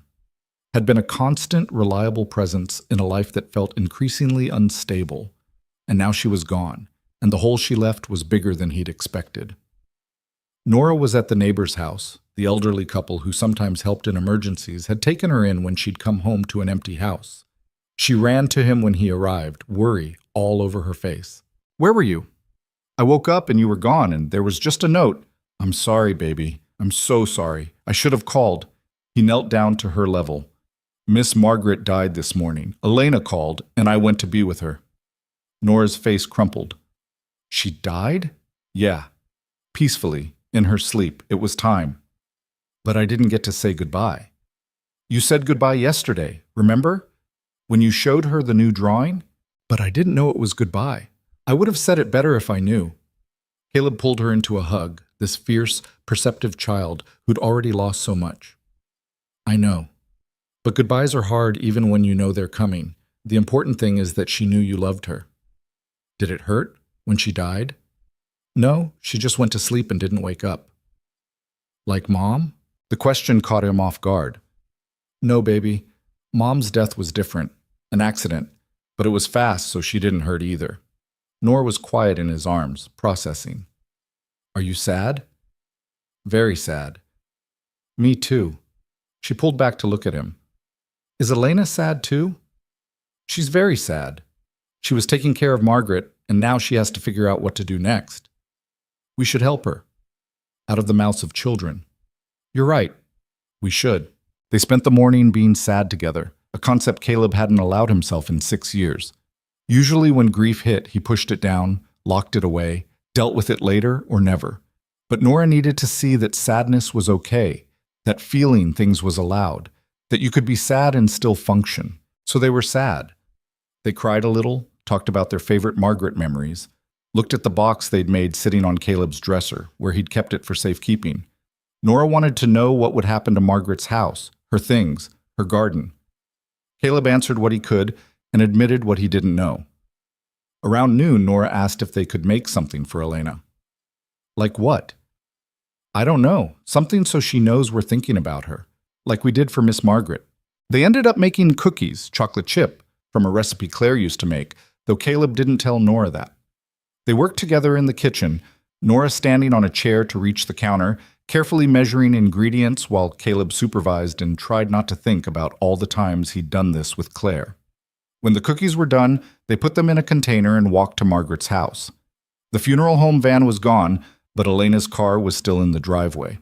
She answered the door looking wrecked, eyes red, face pale, hair escaping from what had probably been a neat ponytail hours ago. But when she saw Nora, she tried to smile. "Hi, sweetheart." "We made you cookies," Nora announced, "because you're sad, and cookies help when you're sad." Elena's eyes filled. "Thank you. That's very sweet." "Can we come in?" Nora asked. "Dad says you shouldn't be alone when you're sad." Elena looked at Caleb over Nora's head, something vulnerable and grateful in her expression. "I'd like that." The house felt different without Margaret in it, emptier. The hospital bed was gone, taken by the medical supply company. The living room looked too big now, like removing one small woman had somehow expanded the space. They sat in the kitchen while Nora chatted about her morning, about the cookies, about whether Margaret would like knowing they'd made them. Elena listened with half her attention, the other half clearly still processing the morning's events. Finally, Nora asked if she could go look at Margaret's garden one more time. Elena said yes, and Caleb went with her, leaving Elena alone for a moment to breathe. Outside, Nora walked among the fall flowers, mums and asters, the last blooms before winter killed everything. She touched them gently, like they were precious. "Dad, do you think Miss Margaret is with Mom now?" Caleb had carefully avoided conversations about the afterlife, not wanting to promise Nora things he didn't believe or understand. But standing in a dead woman's garden with his daughter, he found himself hoping anyway. "I don't know, baby. Maybe." "I hope so. Then Mom won't be alone, and Miss Margaret will have a friend." "That's a nice thought. Do you think Elena will stay, now that Miss Margaret's gone?" "I don't know. She has a whole life somewhere else, a company to run. But she's sad here. She was sad there too, though. She told me when we were making dinner, she said she travels all the time but never really goes anywhere." "When did she tell you that?" "When you and Miss Margaret were talking, we were cutting vegetables, and I asked her what her favorite place was, and she got really quiet and said she didn't have one, that everywhere was the same when you were alone." Caleb looked through the kitchen window at Elena, sitting at the table, staring at nothing, carrying the weight of the morning and years of accumulated loneliness. "What do you think about Elena?" he asked Nora carefully. "I think she's nice. Sad, but nice. And I think she likes you." "What makes you say that?" "The way she looks at you, like she's trying to figure something out." Nora picked a yellow mum. "Can I give this to her? For Miss Margaret?" "I think she'd like that." They went back inside. Nora presented the flower with ceremony, and Elena accepted it like it was something precious, putting it in a glass of water on the windowsill where the afternoon light caught it. "The lawyer came," Elena said when Nora wandered off to look at books on Margaret's shelf. "Read the will. Margaret left me the house." Caleb stared at her. "What?" "The house. Everything in it. She said in the will that I'd need a place to figure things out, and this was as good as any." Elena's laugh was hollow. "She planned this, the whole thing. Getting me here, making sure we met, leaving me a house so I'd have a reason to stay. She orchestrated everything." "Are you angry?" "I don't know what I am. Grateful? Manipulated? Both?" Elena looked around the kitchen. "What am I supposed to do with a house? I live in a condo in Seattle that I'm never in. I don't need a house in a lakeside town where I know exactly 2 people. 3, counting Nora. 3 people. one of whom I met 2 weeks ago, and the other who's 6 years old.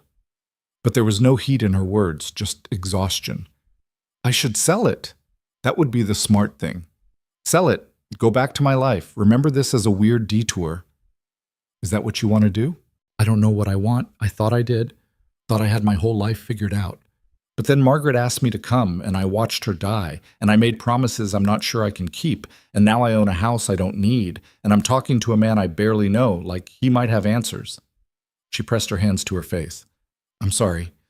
This morning I can't think straight. You don't have to decide anything today.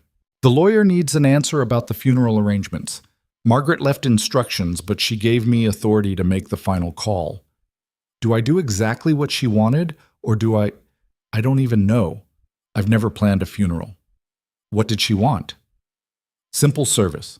No religious anything. Just people who knew her sharing memories. She wanted it at the house, in the garden. Elena dropped her hands. Is that weird, having a funeral in someone's garden? Margaret was weird. It fits. That got a small smile. Yeah, she really was. They spent the afternoon making calls to the funeral home, to Margaret's few friends scattered across town, to a caterer who could handle a garden service.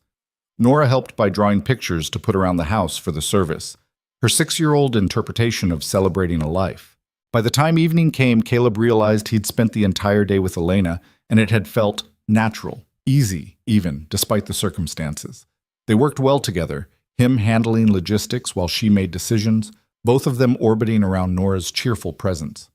When it was time to leave, Nora hugged Elena goodbye. Are you going to be okay alone tonight? Nora asked with that blunt concern children specialized in. I'll be fine, sweetheart. You could come have dinner with us. Dad's making spaghetti, and he always makes too much. Elena looked at Caleb. I don't want to impose. You're not imposing. Nora's right. I always make too much. And honestly, after today, eating alone sounds terrible. Something shifted in Elena's expression. Okay. Yeah, that sounds good. They walked back to Caleb's house together, Nora between them, holding both their hands. Inside, Caleb cooked while Elena sat at the kitchen table and Nora told her elaborate stories about her stuffed animals' adventures. The domesticity of it should have felt strange, but instead it felt right. Over dinner, Nora asked about the funeral. When is it? Friday, Elena said. In Margaret's garden. Can I come? Caleb and Elena exchanged glances. It might be sad, Caleb said carefully, and kind of boring. Lots of grown-ups talking. But I want to say goodbye properly. I didn't get to this morning. Elena's eyes filled. Of course you can come. Margaret would want you there. After dinner, they ended up in the living room. Nora insisted on showing Elena her entire collection of drawings, explaining each one in detail. Elena listened with genuine interest, asking questions, complimenting the color choices, treating Nora's art like it mattered. Watching them, Caleb felt something crack open in his chest. This felt like what Margaret had been trying to give them. Not romance, necessarily, but connection. The possibility of building something new without erasing what had come before. When Nora finally ran out of steam and dozed off on the couch mid-sentence, Elena smiled. She's something special. She is, gets it from her mother. And her father. Elena looked at him. You've done an incredible job with her, Caleb. Being both parents, keeping her grounded and happy, that's not easy. I just do what needs doing. That's what I mean. You show up. You do the work. You don't hide from the hard stuff. I've been hiding for 6 years. Not from her. From yourself, maybe. From the possibility of more. But never from Nora. Elena was quiet for a moment. I envy that. The certainty of knowing you matter to someone. That you're essential. You matter to people. To employees, to investors, to people who need me professionally. But that's not the same as... She gestured at Nora. That. Being someone's whole world. You could have that. Could I? I'm 30 years old and I've spent the last 8 years proving I don't need anyone. What makes you think I'm capable of being someone's whole world? The fact that you're asking means you want to be. Elena looked at him, really looked at him, and the weight of the day and the grief and the promises they'd made to Margaret all hung in the air between them. I don't know what I'm doing, she admitted. With the house, with staying, with this, whatever this is, neither do I.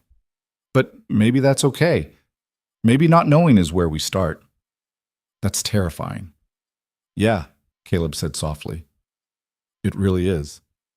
They sat in comfortable silence while Nora slept, the house quiet around them. Two people who'd spent years running from exactly this kind of moment, but neither of them got up to leave. Neither pulled back. Eventually, Caleb carried Nora to bed, and when he came back, Elena was standing by the door. I should go. Probably. But she didn't move. Thank you, she said finally, for today, for being there this morning, and for dinner, and for not making this weird. Is it weird? Completely, but in a good way, maybe. She opened the door, let in the cold October air. Friday, the service. You'll be there? Of course. Good, that's good. She left, and Caleb stood in the doorway watching her walk back to Margaret's house. Her house now, though she didn't seem to believe it yet. Lights came on in the windows, one by one, and he wondered what it felt like to inherit a life you hadn't asked for and didn't know how to live. That night, lying in bed, Caleb thought about Margaret's story, about letters unanswered and chances missed and lives built on fear, disguised as independence. He thought about Elena crying at Margaret's bedside, about promises made to a dying woman, about the weight of trying to honor someone's last wish. And he thought about Claire, about what she would want for him. Not safety, not hiding, but life. Messy, risky, terrifying life. His phone buzzed. Elena, can't sleep. Keep thinking about this morning. Caleb, me too. Elena, do you think we can actually do it? Keep the promise? Caleb, I don't know, but I think we have to try. Elena, what if we fail? Caleb, then at least we tried. That's more than we've done in years. A long pause. Elena, I'm scared, Caleb. Caleb, me too, but maybe being scared together is better than being safe alone. Elena, Margaret would say definitely. Caleb, Margaret was usually right. Elena, good night. Caleb, good night, Elena. He put the phone down and stared at the ceiling, feeling the weight of possibilities settling over him like a blanket. In 3 days, they'd say goodbye to Margaret, and then they'd have to figure out what came next, for her house, for Elena's decision to stay or go, for whatever was building between them that neither knew how to name. But tonight, it was enough to know he wasn't alone in the fear. That somewhere across the dark street, Elena was lying awake too, carrying the same weight, asking the same questions. Margaret had spent 78 years alone by choice, and died regretting every minute. Caleb had spent 6 years alone by necessity that had become habit. Elena had spent 8 years alone, convinced it was easier than the alternative. And now they were here, two broken people with one chance to choose differently. To be brave. To build something new on the foundation of shared grief and hard-won honesty. The safe choice would be to retreat. To let Elena go back to Seattle, to keep his walls intact, to tell himself that trying was too risky. But Margaret's voice echoed in his head. The safe choice is the one you'll regret. And for the first time in 6 years, Caleb chose risk over safety. He chose to try. Friday arrived with the kind of perfect fall weather that felt almost insulting. Clear blue sky, temperature just cool enough to be comfortable, leaves blazing orange and gold. Margaret would have called it show-off weather, nature putting on its best performance when what you really needed was rain to match the mood. Caleb woke early and found himself staring at the suit hanging on his closet door. He hadn't worn it since Claire's funeral. 6 years in a garment bag, untouched, because wearing it meant attending events he'd systematically avoided. Weddings, baptisms, celebrations that required dressing up and pretending to be a whole person. He put it on anyway. It still fit, barely. His shoulders had filled out from the physical work at the hardware store, and the pants were snug in ways they hadn't been at 26. But it would do. Nora appeared in his doorway wearing the purple dress from last Saturday, the one she'd picked for dinner at Elena's. Is this okay? She asked, uncertain in a way she rarely was. You look beautiful, baby. I don't feel beautiful. I feel sad. You can be both. They ate breakfast in silence, neither very hungry. Caleb made toast they didn't finish and poured orange juice they barely touched. The house felt too quiet, like it was holding its breath. At 9, they walked to Margaret's house. Cars already lined the street. more than Caleb had expected. Apparently, Margaret had touched more lives than her solitary existence suggested. Elena met them at the door, and Caleb barely recognized her. She'd traded the corporate armor for a simple black dress, hair down and soft around her face, minimal makeup. She looked younger, vulnerable, and absolutely exhausted. "You okay?" he asked quietly while Nora ran ahead to the garden. "No, but I will be, eventually." She touched his arm. "Thank you for coming early. I'm kind of falling apart here." "What do you need?" "Honestly, just don't leave me alone with all these people who knew her better than I did. I feel like a fraud hosting her funeral when I only knew her 3 weeks." "You knew her when it mattered. That counts." The service was exactly what Margaret wanted. Simple, honest, no pretense. People gathered in the garden among the fall flowers, and one by one they shared memories. The woman who'd bought the house next door 40 years ago and watched Margaret tend her garden every morning. The postal carrier who'd delivered her mail for 20 years and always got a Christmas cookie. The librarian who'd ordered books for her. The pharmacist who'd filled her prescriptions. The cashier at the grocery store who'd bagged her groceries. Caleb realized with the start that Margaret had been woven into the fabric of this town in ways he'd never noticed. She'd been solitary, yes, but not invisible. She'd touched lives quietly, consistently, without fanfare. When it was his turn to speak, Caleb stood in front of 20 strangers and told them about the woman who'd brought casseroles when Nora was teething, who'd never asked intrusive questions but always offered practical help, who'd called him out on his hiding in the last weeks of her life and given him permission to try living again. "She told me the safe choice was the one I'd regret," he said, voice rough, and she was right. Margaret spent 78 years making safe choices, and at the end, she wanted us to learn from her mistakes, to be braver than she was, to build lives worth living instead of lives worth protecting. He sat down beside Elena, and she took his hand, squeezed once. Her palm was cold. Nora spoke last, standing on a chair someone had brought out so she could be seen. She held up a drawing she'd made, Margaret in her garden, surrounded by flowers and sunshine and a big yellow box with carved flowers on the lid. "Miss Margaret was my friend," Nora said, voice clear and steady. "She was old and sometimes grumpy, but she always had time to listen to my stories. And she taught me that it's okay to be sad when people leave, because being sad means you loved them.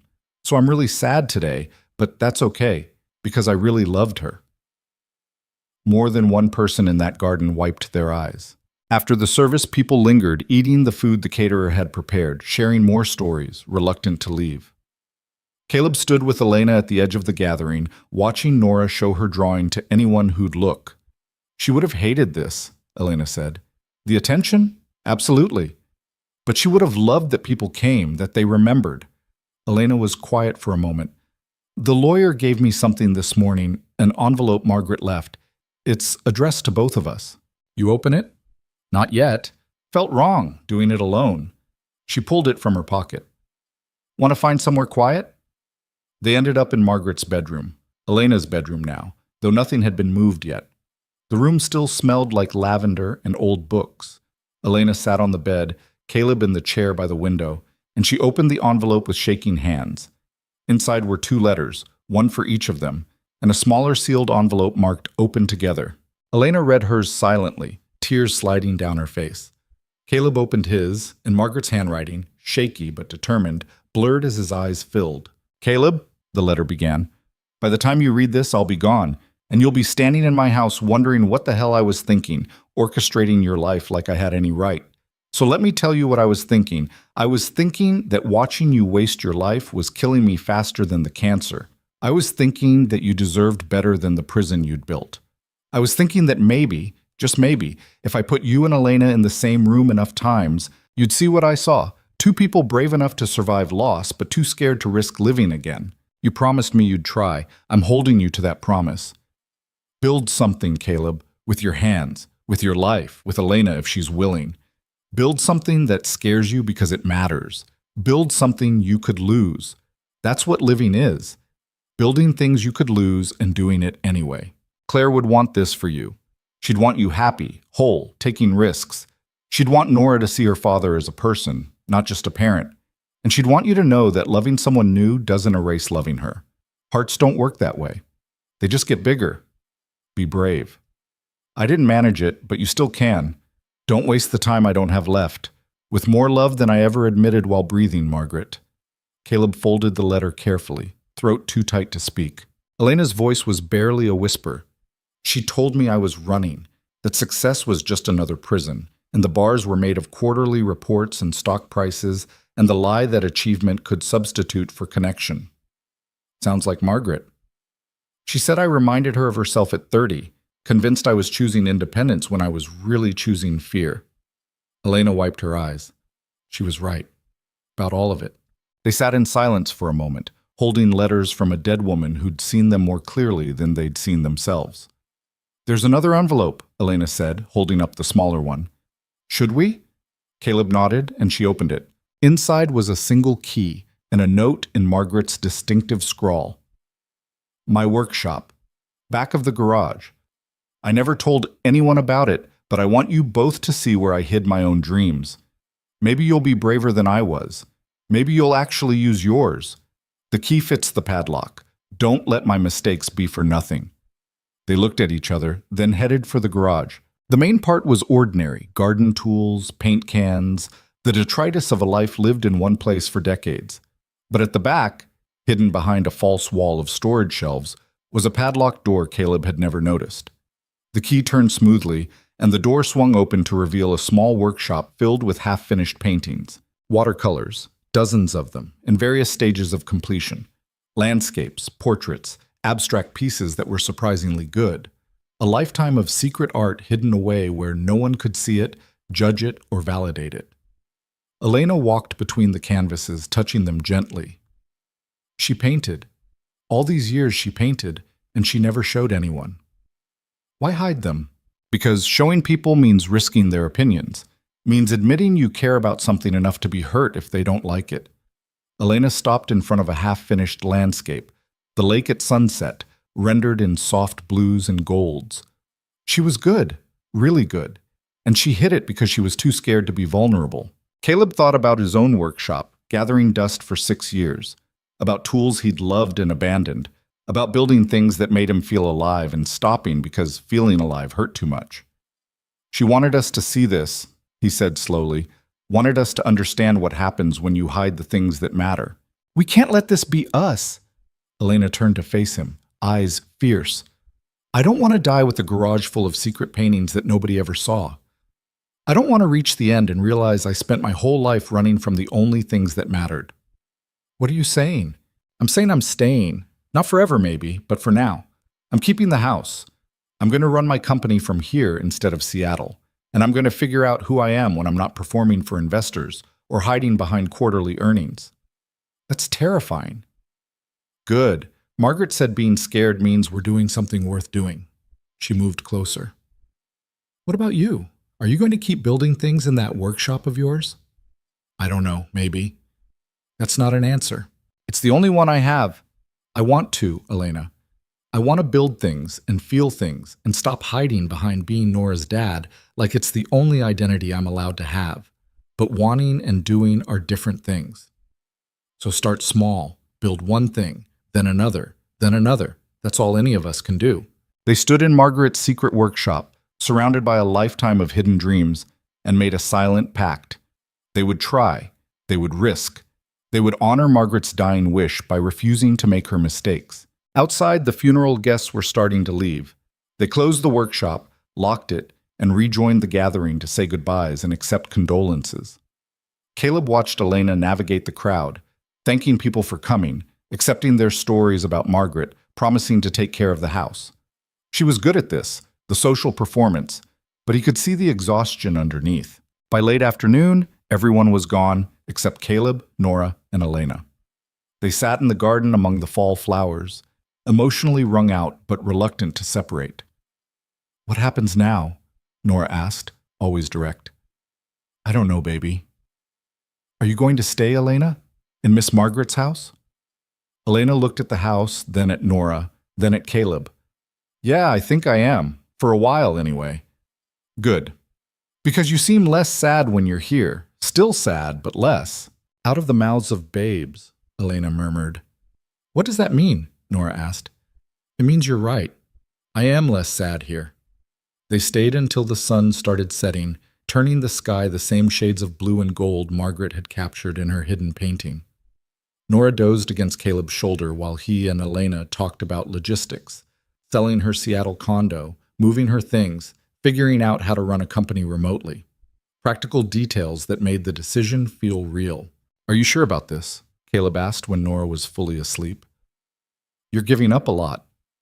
"I'm not giving up anything that mattered. That's the problem." Elena pulled her knees up, wrapped her arms around them. "I spent 8 years building a company and told myself it was everything, but it's not. It's just money and strategy and problems with solutions. Margaret was right. I was hiding, using work the same way you used routine, and I'm tired of hiding. What if it doesn't work? Staying here, trying to build something different? Then at least I tried. That's more than I've done in years." Caleb shifted Nora's weight, careful not to wake her. "I don't know what this is between us. I don't know if it's friendship or something else, or just two broken people clinging to each other because we're both scared. Does it have to be defined right now?" "No, but eventually we'll figure it out. Or we won't. But we'll have tried." Elena met his eyes in the fading light. "I'm not asking for promises, Caleb. I'm just asking for honesty, for us to keep being real with each other and see where it goes." "I can do that." "Good. Because I can't do fake anymore. Can't do performed. Whatever this is, it has to be real or it's not worth doing." They carried Nora home together, Elena walking beside them in the dark. At Caleb's door, she stopped. "Thank you. For today. For being there." "You don't have to keep thanking me." "I know, but I'm going to anyway." She hesitated. "Can I ask you something?" "Always." "When you think about the future now, does it still feel like betrayal? Thinking about being happy again?" Caleb considered the question honestly. "Sometimes. But less than before. Now it feels more like possibility. And that's terrifying in a different way." "Yeah," Elena said softly. "It really is." She left, and Caleb put Nora to bed still in her purple dress because she was too deeply asleep to wake. He sat on the edge of her bed for a long time, watching her breathe, this miracle child who'd kept him tethered to life when he wanted to disappear into grief. "I'm going to try, baby," he whispered. "I'm going to try to be more than just your dad. I'm going to try to build things and feel things and be brave. Margaret wanted that. Your mom would have wanted that, and you deserve to see it." Nora slept on, oblivious, secure in a world where her father was a constant, and nothing could shake that. Caleb hoped he could live up to that faith. That night he went to the workshop and actually turned on the lights. The space looked better for his cleaning, organized and waiting. He ran his hand over the workbench, feeling the smooth wood, the familiar gouges and stains from years of use. He thought about Margaret's hidden paintings, about a lifetime of creating in secret, too scared to let anyone see the things that mattered, about dying with a garage full of unrealized potential. Caleb picked up a piece of wood, cherry, salvaged from a tree that had come down in a storm 2 years ago. He'd kept it because it was beautiful, even though he had no plans to use it. Now he studied it, seeing what it could become. Not a box this time. Something bigger. A table, maybe. Something for Nora, or for Elena, or for the life he was trying to build. He made the first cut at midnight, the saw's whine breaking the silence. It felt like a declaration, like a promise to a dead woman who'd spent her last breath trying to save 2 people from her mistakes. Over the next week, a pattern emerged. Caleb worked his shifts at the hardware store, picked up Nora from school, made dinner. Normal routine. But the evenings were different now. After Nora went to bed, instead of sitting on the couch staring at nothing, he went to the workshop. An hour, sometimes 2, just working with his hands, remembering what it felt like to create. Elena texted throughout the week, updates on selling her condo, on conference calls with her executive team, on the strange experience of working from a house instead of an office, but also just conversation, random thoughts, observations, the kind of low-stakes communication that built connections slowly. Elena: "Just had a video call with my board and realized I was wearing slippers. Nobody said anything, but I saw them notice." Caleb: "Welcome to working from home." Elena: "It's disorienting. I keep waiting for someone to tell me to get back to the office." Caleb: "You are the office. You can tell yourself to get back to wherever you want. Elena, that's way too much power for someone who ate cereal for dinner 3 nights this week. Caleb, living alone will do that to you. A pause, then, Elena, I don't want to live alone anymore, not like I have been anyway. Does that make sense? Caleb, yeah, it does. Elena, what are you doing right now? Caleb, building a table. You? Elena, watching design mock-ups and pretending I care about UI updates. What kind of table? Caleb, don't know yet. Just seeing what the wood wants to be. Elena, can I come watch? The question surprised him, and his fingers hovered over the keyboard for a long moment. Caleb, it's almost 11. Elena, I know. Is that a no? Caleb, no. Come over. Door's unlocked. She arrived 15 minutes later in sweatpants and an oversized sweater, hair pulled back, face scrubbed clean. This version of Elena, tired and casual and real, was becoming more familiar than the polished CEO who'd knocked on his door 3 weeks ago. Hi, she said from the workshop doorway. Hi. This is weird, right? Showing up at your house at 11 p.m. to watch you work? Completely weird. Good. Just checking. She came inside looking around with open curiosity. This is amazing. When you said workshop, I pictured a corner of the garage with a few tools. This is a hole. You could build anything here. That was the idea, before I stopped building. What changed? Why start again now? Caleb ran his hand over the cherry wood, feeling the grain. Margaret, mostly. And you. And Nora asking when I'd last done something just because I wanted to, and realizing that hiding from grief meant hiding from everything else too. Elena picked up a chisel, tested the weight of it. Can you teach me? To build? To make something. I told you I used to paint, but I stopped. And seeing Margaret's hidden workshop, I don't want to be that person, the one who creates in secret and never shows anyone. You want to learn woodworking? I want to learn anything that involves making instead of managing. Everything I do is abstract, spreadsheets and projections and strategies. I want to make something I can touch. So Caleb taught her. Started with the basics, how to read the grain, how to hold tools, how to make a cut that wouldn't split the wood. Elena was clumsy at first, approaching it like a business problem that could be solved with logic. But slowly, she relaxed into it, stopped overthinking, let her hands learn. They worked side by side until past midnight, not talking much, just the comfortable silence of shared focus. When Elena finally made a clean cut on her own, she looked at Caleb with such pure joy that something shifted in his chest. I did it, she said unnecessarily. You did. It's just one cut. It's nothing. It's not nothing. It's a start. She looked at the piece of wood in her hands, at the clean line she'd made, and smiled. Really smiled, the kind that reached her eyes and erased years of accumulated weariness. Thank you, she said softly. For this. For letting me, she gestured helplessly. For not making it weird that I showed up at your workshop at 11 p.m. on a random Thursday. You can show up whenever you want. Door's always unlocked. That's a dangerous offer. I might actually take you up on it. Good. They stood there in the sawdust and wood shavings, two people learning how to be vulnerable, and something passed between them. Not a kiss, not a declaration, just recognition, just the acknowledgement that whatever this was, it mattered. I should go, Elena said, not moving. Probably. Nora has school tomorrow. You need sleep. I do. Still neither moved. Finally, Elena laughed. Why is leaving so hard? Because this feels good. Being here, making things, not hiding, and good things feel dangerous when you've spent years avoiding them. Margaret would tell us to stop overthinking and just feel. Margaret would absolutely say that. Elena set down the wood she'd been holding. Good night, Caleb. Good night, Elena. This time she actually left, and Caleb stood in the workshop feeling like he'd crossed some invisible line. They were building something, the two of them. Not just furniture or healing, but connection. Real connection. The kind Margaret had warned them about. The kind that could hurt if it broke. But for the first time in 6 years, the possibility of hurt didn't make him want to run. The following Saturday, Elena invited them to dinner at her place. Officially her place now, though she was still calling it Margaret's house, unable to claim ownership of a life she'd inherited rather than chosen.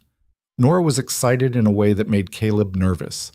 She'd been dropping hints all week about Elena, about how nice it would be if she stayed forever, about how their house was too small for 3 people, but Miss Margaret's house was huge. "We're just friends," Caleb reminded her on the walk over. "I know, Dad. You keep saying that." "I mean it." "Okay." But her tone suggested she didn't believe him at all. Elena answered the door looking more relaxed than Caleb had ever seen her. Jeans and a t-shirt, bare feet, hair loose. The house smelled like something burning. "Please tell me you didn't try to cook again," Caleb said. "I ordered pizza. I know my limits." She let them in, and Caleb noticed small changes. A laptop on the kitchen table, papers spread across the counter, Elena's shoes by the door. Signs of habitation, of someone trying to make a space feel like home. They ate pizza in this garden, despite the cold, bundled in blankets, watching the last of the fall flowers fade. Nora talked non-stop, and Elena listened with the patience of someone genuinely interested, asking questions, laughing at the right moments. After dinner, Nora asked to see Margaret's workshop again. "The one with the paintings?" she clarified. "That's the one," Elena said. They showed her, and Nora moved through the space with reverence, studying each painting carefully. "These are really good," she said finally. "Why didn't Miss Margaret show people?" "Because she was scared," Elena said honestly. "Scared people wouldn't like them, scared of being vulnerable." "That's silly. These are beautiful. People would have loved them." "You're right, but sometimes being scared makes us do silly things." Nora considered this with her usual gravity. "Are you scared, Elena?" "Very scared." "Of what?" "Of trying to build a new life here and having it not work out. Of letting people get close and losing them. Of being happy and having it taken away." "Dad's scared too," Nora offered helpfully. "He doesn't say it, but I can tell." "Hey," Caleb protested, "I'm right here." "I know, but you are scared. You get this look when you think about Miss Margaret, or when Elena texts you, or when you're in your workshop. Like you want something, but you're afraid to want it. Out of the mouths of children." Again. Elena looked at him, eyebrows raised. "Is that true?" "Apparently I'm very transparent." "Only to people who pay attention," Nora said. "Most grown-ups don't notice anything." They left the workshop and ended up in the living room. Nora sprawled on the floor drawing while Caleb and Elena sat on the couch, not quite touching but close enough to feel each other's warmth. "She's right, you know," Elena said quietly, "about you being scared. I can see it too." "So can I. About you." "What are we doing, Caleb? We keep dancing around this thing between us, but we never actually address it." "What do you want to address?" "I don't know. That's the problem. I don't know if this is friendship or something more. I don't know if we're helping each other heal or using each other as crutches. I don't know if what we're building is real or just two lonely people pretending." Caleb was quiet for a long moment, watching Nora draw, thinking about Claire and Margaret and 6 years of carefully controlled grief.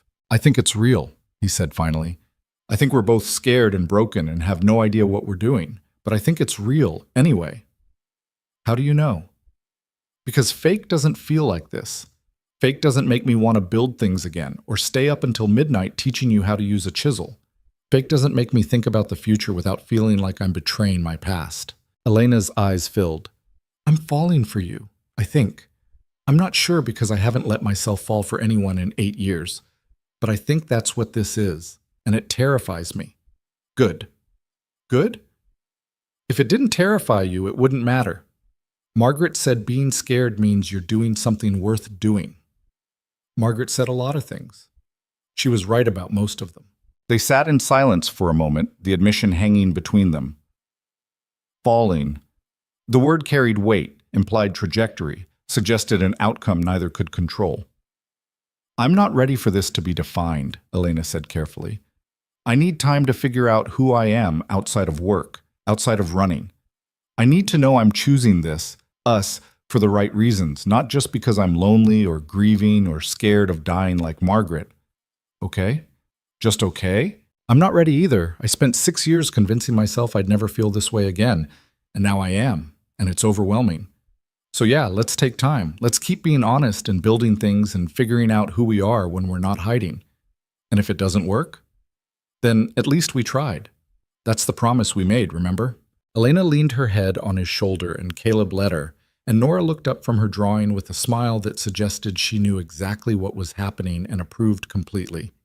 They stayed like that until Nora yawned and Caleb said it was time to go home, and Elena walked them to the door with reluctance. Same time next week? She asked. We could do sooner than a week. Yeah. Yeah, Nora has a school play Wednesday night. You should come. I'd like that. And you could come to the workshop any time. I meant what I said. Doors unlocked. You're giving me permission to show up unannounced whenever I want? I'm saying I like having you there, so yeah. Show up. Elena smiled, and Caleb felt that shift in his chest again, that crack letting light into places that had been dark for 6 years. Walking home, Nora slipped her hand into his. I like her, Dad. Me too, baby. Are you going to marry her? The question shouldn't have surprised him, but it did. It's way too early for that conversation. But maybe someday? Maybe. I don't know. We're figuring things out. Okay, but I think you should. Marry her, I mean. She makes you smile the way you used to, in pictures with Mom. Caleb stopped walking, knelt down to Nora's level. Does it bother you? Me spending time with Elena? Why would it bother me? Because of your mom, because it might feel like I'm replacing her. Nora's face scrunched up in thought. You can't replace Mom. She's Mom. But that doesn't mean you have to be alone forever. That's silly. When did you get so wise? I keep telling you, I've always been wise. You just finally started listening. They finished the walk home, and Caleb tucked Nora into bed, and she asked if Elena would really come to her play. She said she would. Good. I want her to see me be the narrator. It's an important part. The most important part. I know, Nora yawned. Dad? Yeah, baby? I'm glad you're not sad all the time anymore. The words hit him square in the chest. Was I sad all the time before? Not all the time, but a lot. Like you were far away even when you were right here. She reached for his hand. But now you're closer. Like you came back. Caleb squeezed her hand, throat tight. I'm trying, Nora. I'm really trying. I know, that's enough. He sat with her until she fell asleep, then went to his own room and pulled out the box from the top of his closet. Claire's pictures. But this time, looking at them didn't feel like drowning. It felt like remembering something precious without being destroyed by its loss. He texted Elena without thinking too hard about it. Caleb. Nora asked if I was going to marry you. Elena. Oh my God, what did you say? Caleb. That it's too early for that conversation. Elena. Diplomatic. Caleb. She said you make me smile the way I used to, in pictures with Claire. A long pause. Elena. Is that okay? That I make you smile like that? Caleb. Yeah, I think it is. Elena. I'm scared, Caleb. Caleb. Me too, but I'm doing it anyway. Elena. Doing what? Caleb. Falling. Another pause, longer this time. Elena. Yeah, me too. Caleb put the phone down and sat in the dark, feeling the weight of the admission. Falling. No safety net, no guarantee, just two people choosing risk over safety because a dying woman had shown them what a life without risk looked like.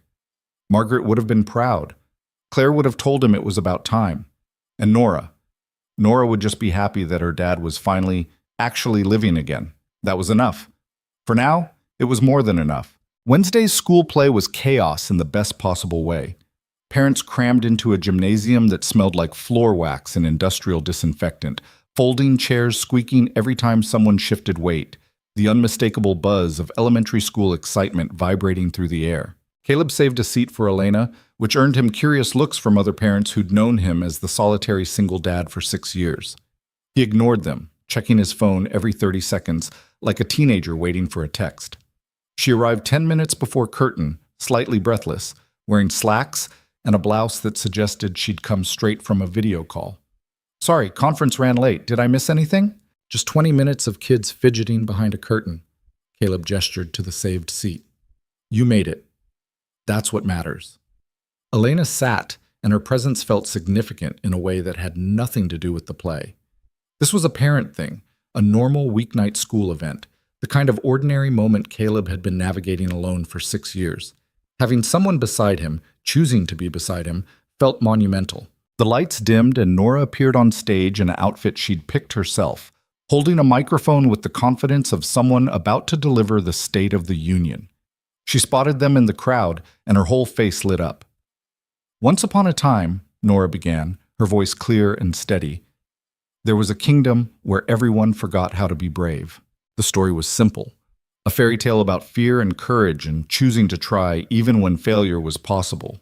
The other kids acted it out while Nora narrated, and Caleb found himself getting choked up not at the story itself, but at his daughter's poise, her joy, the way she commanded the room without apology. Beside him, Elena reached over and took his hand. The gesture was casual, natural, like they'd been doing this for years instead of weeks. Caleb laced his fingers through hers and didn't let go. When the play ended, Nora ran to them immediately, ignoring the cookies and juice boxes set up in the back. "Did you see? Did you like it?" "You were perfect," Elena said, and meant it. "The best narrator they've ever had," Caleb added. Nora beamed, then noticed their hands still joined. She didn't comment, just smiled in a way that suggested she'd noticed everything and approved completely. They stayed for cookies, making small talk with other parents who kept looking at Elena like they were trying to place her. Caleb didn't explain, didn't feel the need to justify or define. She was here. That was enough. Driving home, Nora in the back seat chattering about the play's behind-the-scenes drama, Elena in the passenger seat looking more relaxed than Caleb had ever seen her, he felt something settle in his chest. This ordinary Wednesday night, this mundane school event, this casual domesticity, this was what he'd been missing. Not grand gestures or perfect moments, but the small accumulated weight of shared life. At home, Nora went straight to bed, exhausted from performance adrenaline. Elena lingered by the door, coat on, but not leaving. "Thank you for inviting me," she said. It was really special. It was an elementary school play. It was your life, and you let me be part of it. That's not small, Caleb." They stood in the doorway, the November cold seeping in, neither quite ready to end the evening. "You want to come to the workshop?" Caleb asked. "I'm not building anything specific, but yes, absolutely yes." They ended up working side by side on separate projects, Caleb on his table, Elena practicing cuts on scrap wood.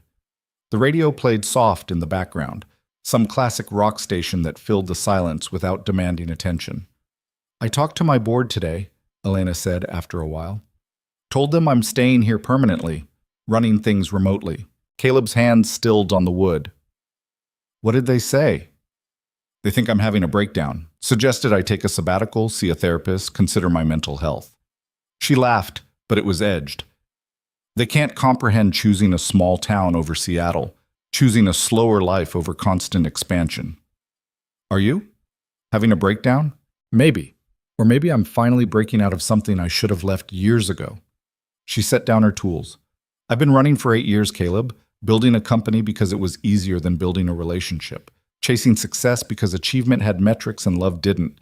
And I'm done. I'm tired of performing. What do you want instead?" "This. Workshop at midnight with someone who doesn't need me to be anything except honest. Dinner with a 6-year-old who asks hard questions and accepts simple answers. A life that fits in a house instead of airports and hotel rooms." She met his eyes. "You. I want you. If you want me too." The admission hung in the sawdust-filled air, raw and undefended. Caleb set down the piece of wood he'd been sanding. "I'm terrified. Of wanting this. Of having it and losing it. Of being happy and having it ripped away like it was with Claire." "I know. But I want it anyway. Want you. Want this. Whatever this is.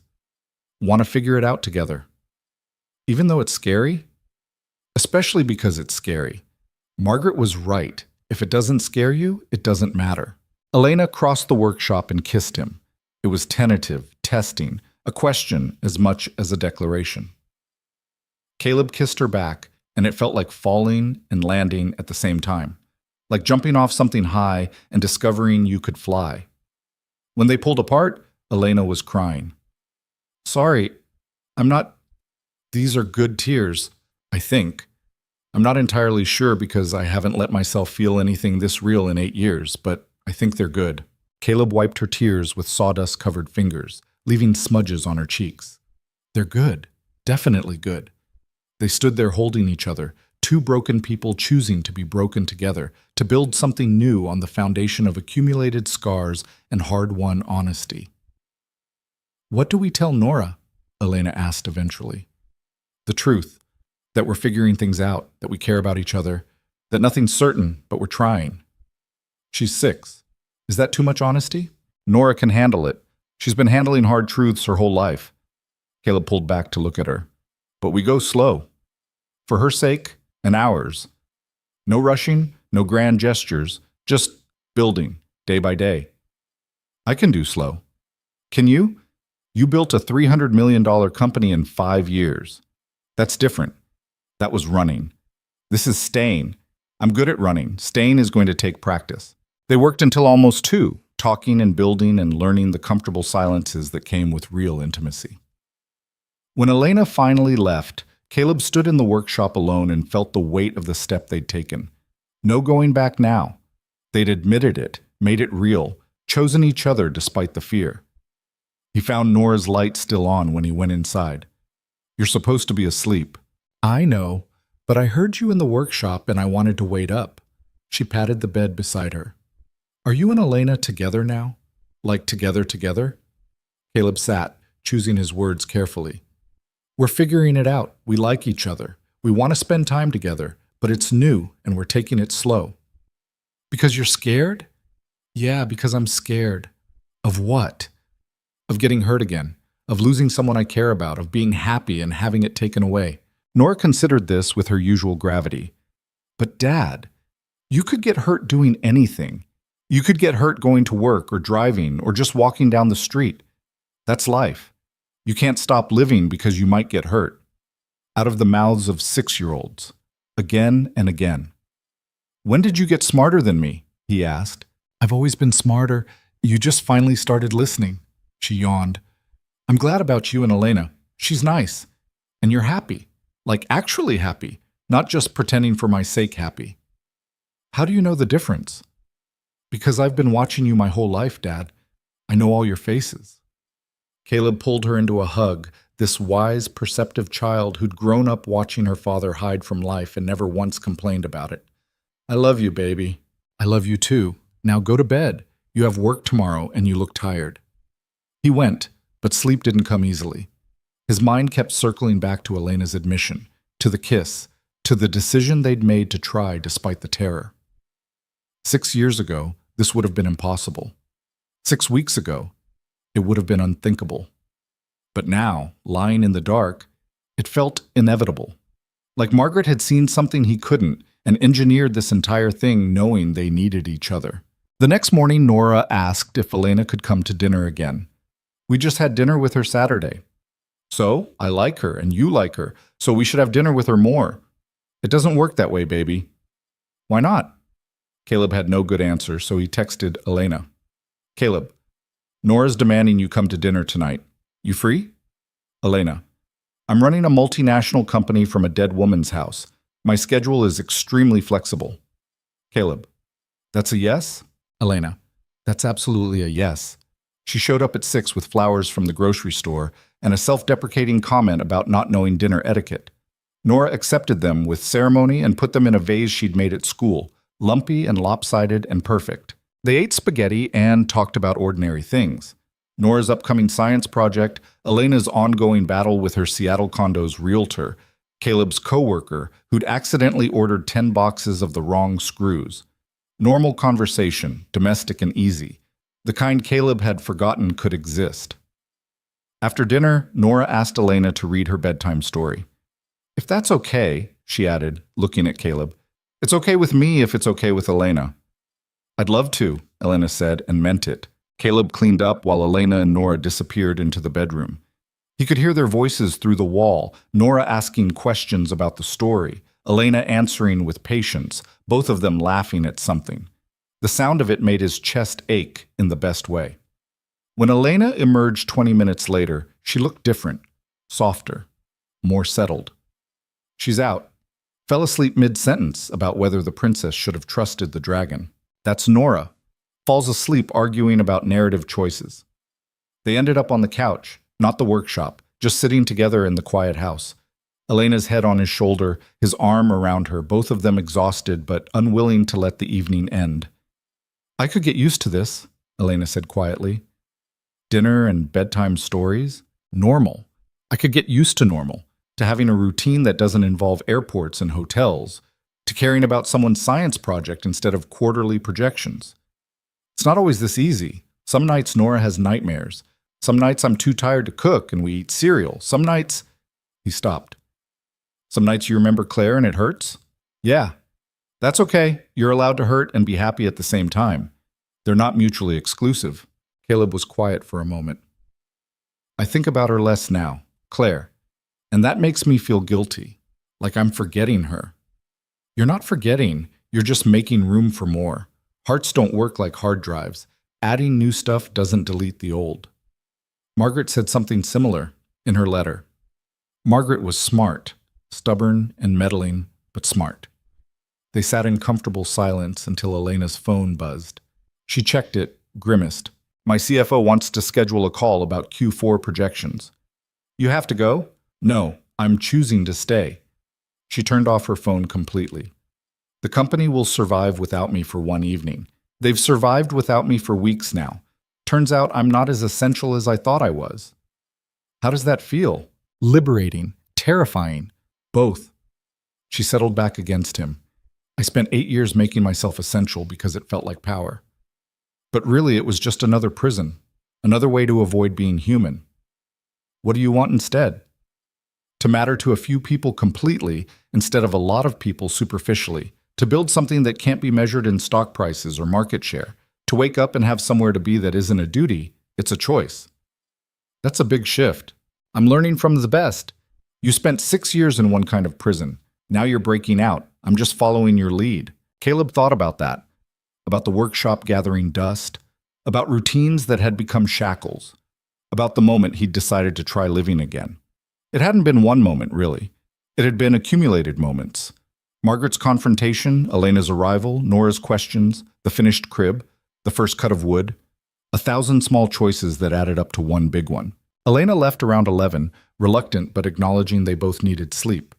At the door, she kissed him again, and it felt less like falling this time and more like landing, like they'd jumped off the cliff and discovered solid ground. Tomorrow? She asked. Tomorrow. Over the next few weeks, a rhythm developed. Elena came to dinner 3, sometimes 4 nights a week. She and Nora developed their own relationship, reading together, working on art projects, having conversations about big questions that Nora loved and Caleb sometimes couldn't handle. She came to the workshop most nights, learning woodworking slowly, building small things, a frame, a box, a shelf for her new house, because it was her house now. She'd stopped calling it Margaret's place and started making it her own. Moved her things from Seattle, set up a proper office, planted bulbs in the garden for spring, signs of permanence, of staying. December came with the first real snow, blanketing the lake town in white that made everything look clean and possible. Nora made them build a snowman in Margaret's, Elena's, front yard, and they complied. The 3 of them working together until their fingers were numb and the snowman looked more drunk than dignified. Inside, warming up with hot chocolate Caleb had made, Nora asked the question he'd been dreading. Is Elena going to move in with us? The question came from nowhere, casual as asking about dinner plans. Elena choked on her hot chocolate. Caleb bought time by wiping up the spill. That's a big question, baby. But are you? You're here all the time anyway. Elena looked at Caleb, eyebrows raised, clearly leaving this one to him. Elena has her own house, Caleb said carefully, and we've only been together a couple months. Moving in together is a big step. But you love her, right? The question hung in the air. Caleb and Elena hadn't used that word yet, had been carefully dancing around it, both terrified of what it meant, what it demanded. Caleb started. Yes, Elena said quietly. He does. And I love him, and you, but Nora, love doesn't mean rushing. It means taking time to do things right. Nora seemed satisfied with this. Okay, but when you do move in, can I help decorate your room? Deal. After Nora went to bed, they sat in the living room staring at each other. Did we just tell a 6-year-old we love each other before telling each other? Caleb asked. Apparently. That's backward. Most things about us are backward. Elena moved closer. But for the record, I meant it. I do love you. I'm terrified of it, but I do. I love you too. Have for a while now. Just didn't know how to say it. Nora made it easy. Nora makes everything easy. She just asked the hard questions out loud. They kissed, and it felt different now that the words had been said. More real, more permanent, more terrifying, and more right all at once. I don't want to rush this, Elena said. Moving in, getting married, any of it. I want to do it right, for Nora and for us. Agreed, but Caleb hesitated.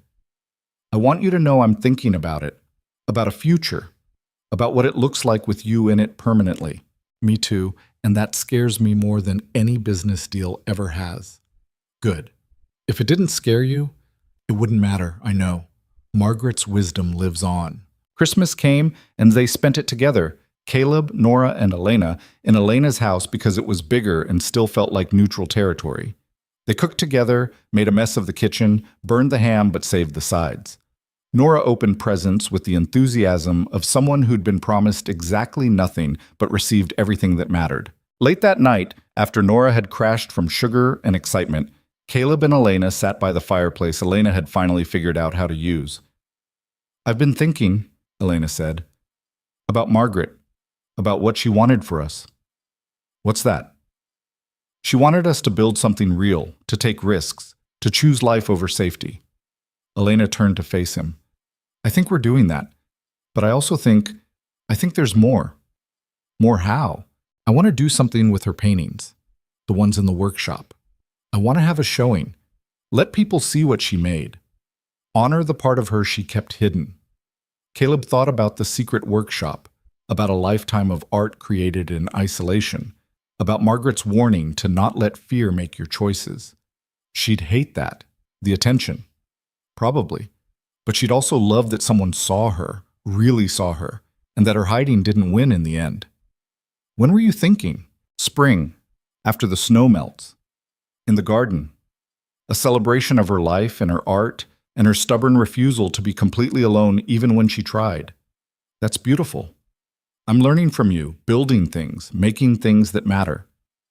They sat in silence, watching the fire, thinking about a dead woman who'd brought them together and the life they were building in her absence. New Year's came and went. Caleb made a resolution to finish the table he'd been building, the cherry wood piece that had started as nothing and was becoming something beautiful.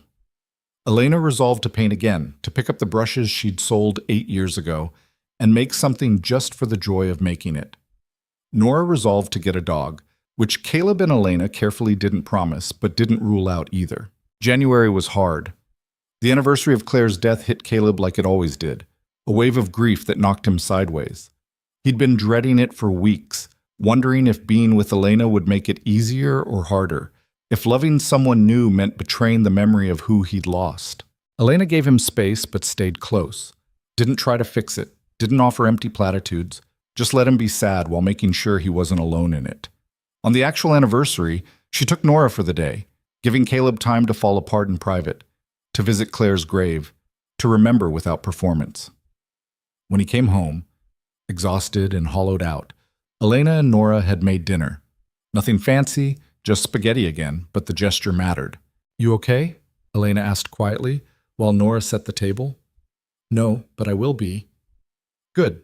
That's good. After dinner, Nora brought out a drawing she'd made.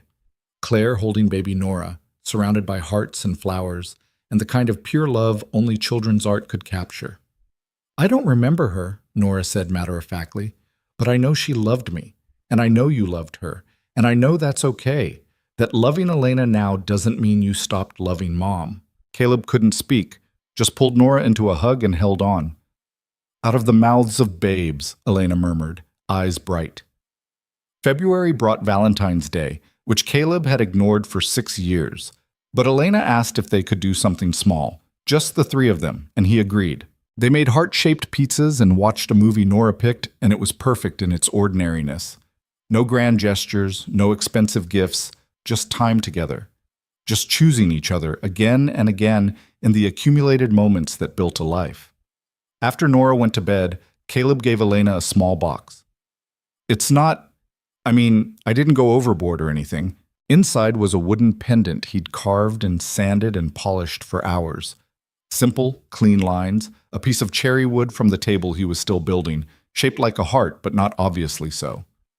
Abstract enough to be art, personal enough to matter. Elena's eyes filled. You made this?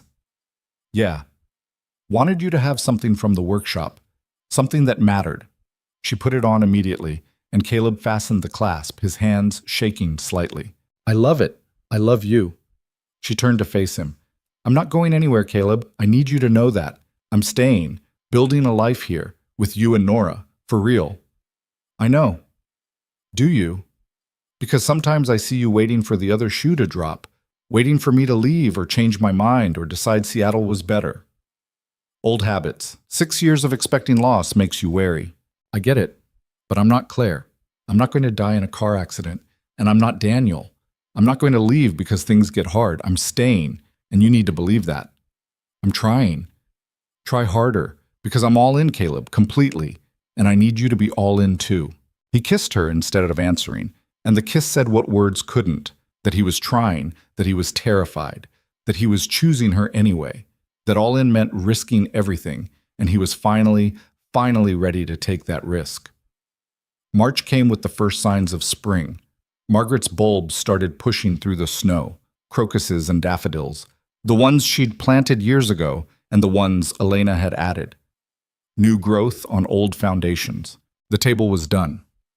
Caleb finished it on a Tuesday night, running his hands over the smooth surface, admiring the grain, the joints, the way it had become exactly what he'd envisioned when he made that first cut months ago. He called Elena and Nora to the workshop to see. It's beautiful, Elena breathed.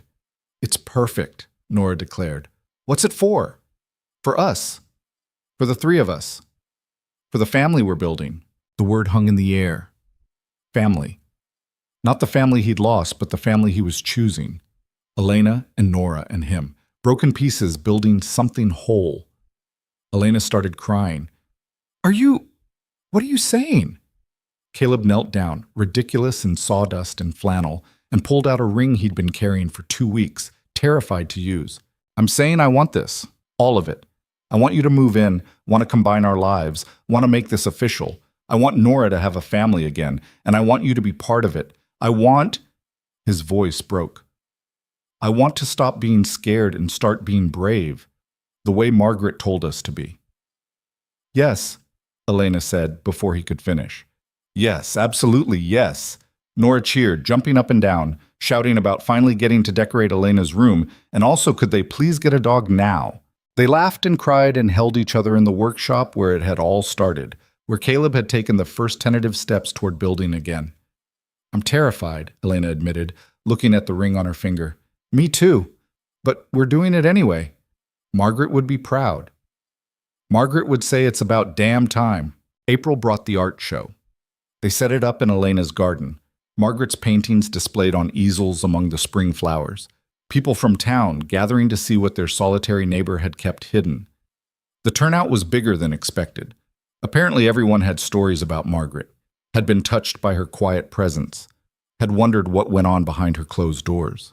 Caleb stood with Elena and Nora and watched people discover Margaret's secret talent, her hidden passion, the life she'd lived in private. Some paintings sold, others they'd keep. But all of them were seen, which felt like honoring her final wish. She'd hate this, Elena said, echoing Caleb's earlier words. But she'd love it too. Being seen. Finally being seen. That night, after everyone left and the garden was quiet again, they sat among the paintings and the flowers and talked about the future. Elena was selling her company. Not all of it, but enough to step back, to focus on other things. She wanted to teach business to women starting out, wanted to paint, wanted time to build a life instead of a resume. Caleb was thinking about leaving the hardware store, about taking commissions for custom furniture, about turning the workshop into an actual business instead of just a hobby. Nora wanted a dog and a little brother or sister in that order. They didn't promise her either, but they didn't rule them out. May came, and with it, a small wedding. Just them and a handful of friends in the garden where Margaret had been celebrated. Nora was the flower girl and cried happy tears through the whole ceremony. Caleb cried too, no longer ashamed of feeling things in public, of admitting that happiness and grief could coexist. Elena's vows were simple. I promise to stay, to choose this, choose you, choose us every single day, to be brave when it's easier to run, to build a life worth living instead of a life worth protecting. Caleb's were simpler. I promise to live, really live, the way Margaret wanted, the way Claire would want, the way Nora deserves to see. I promise to love you completely, without holding back even though it terrifies me. I promise to choose risk over safety, because you're worth the risk.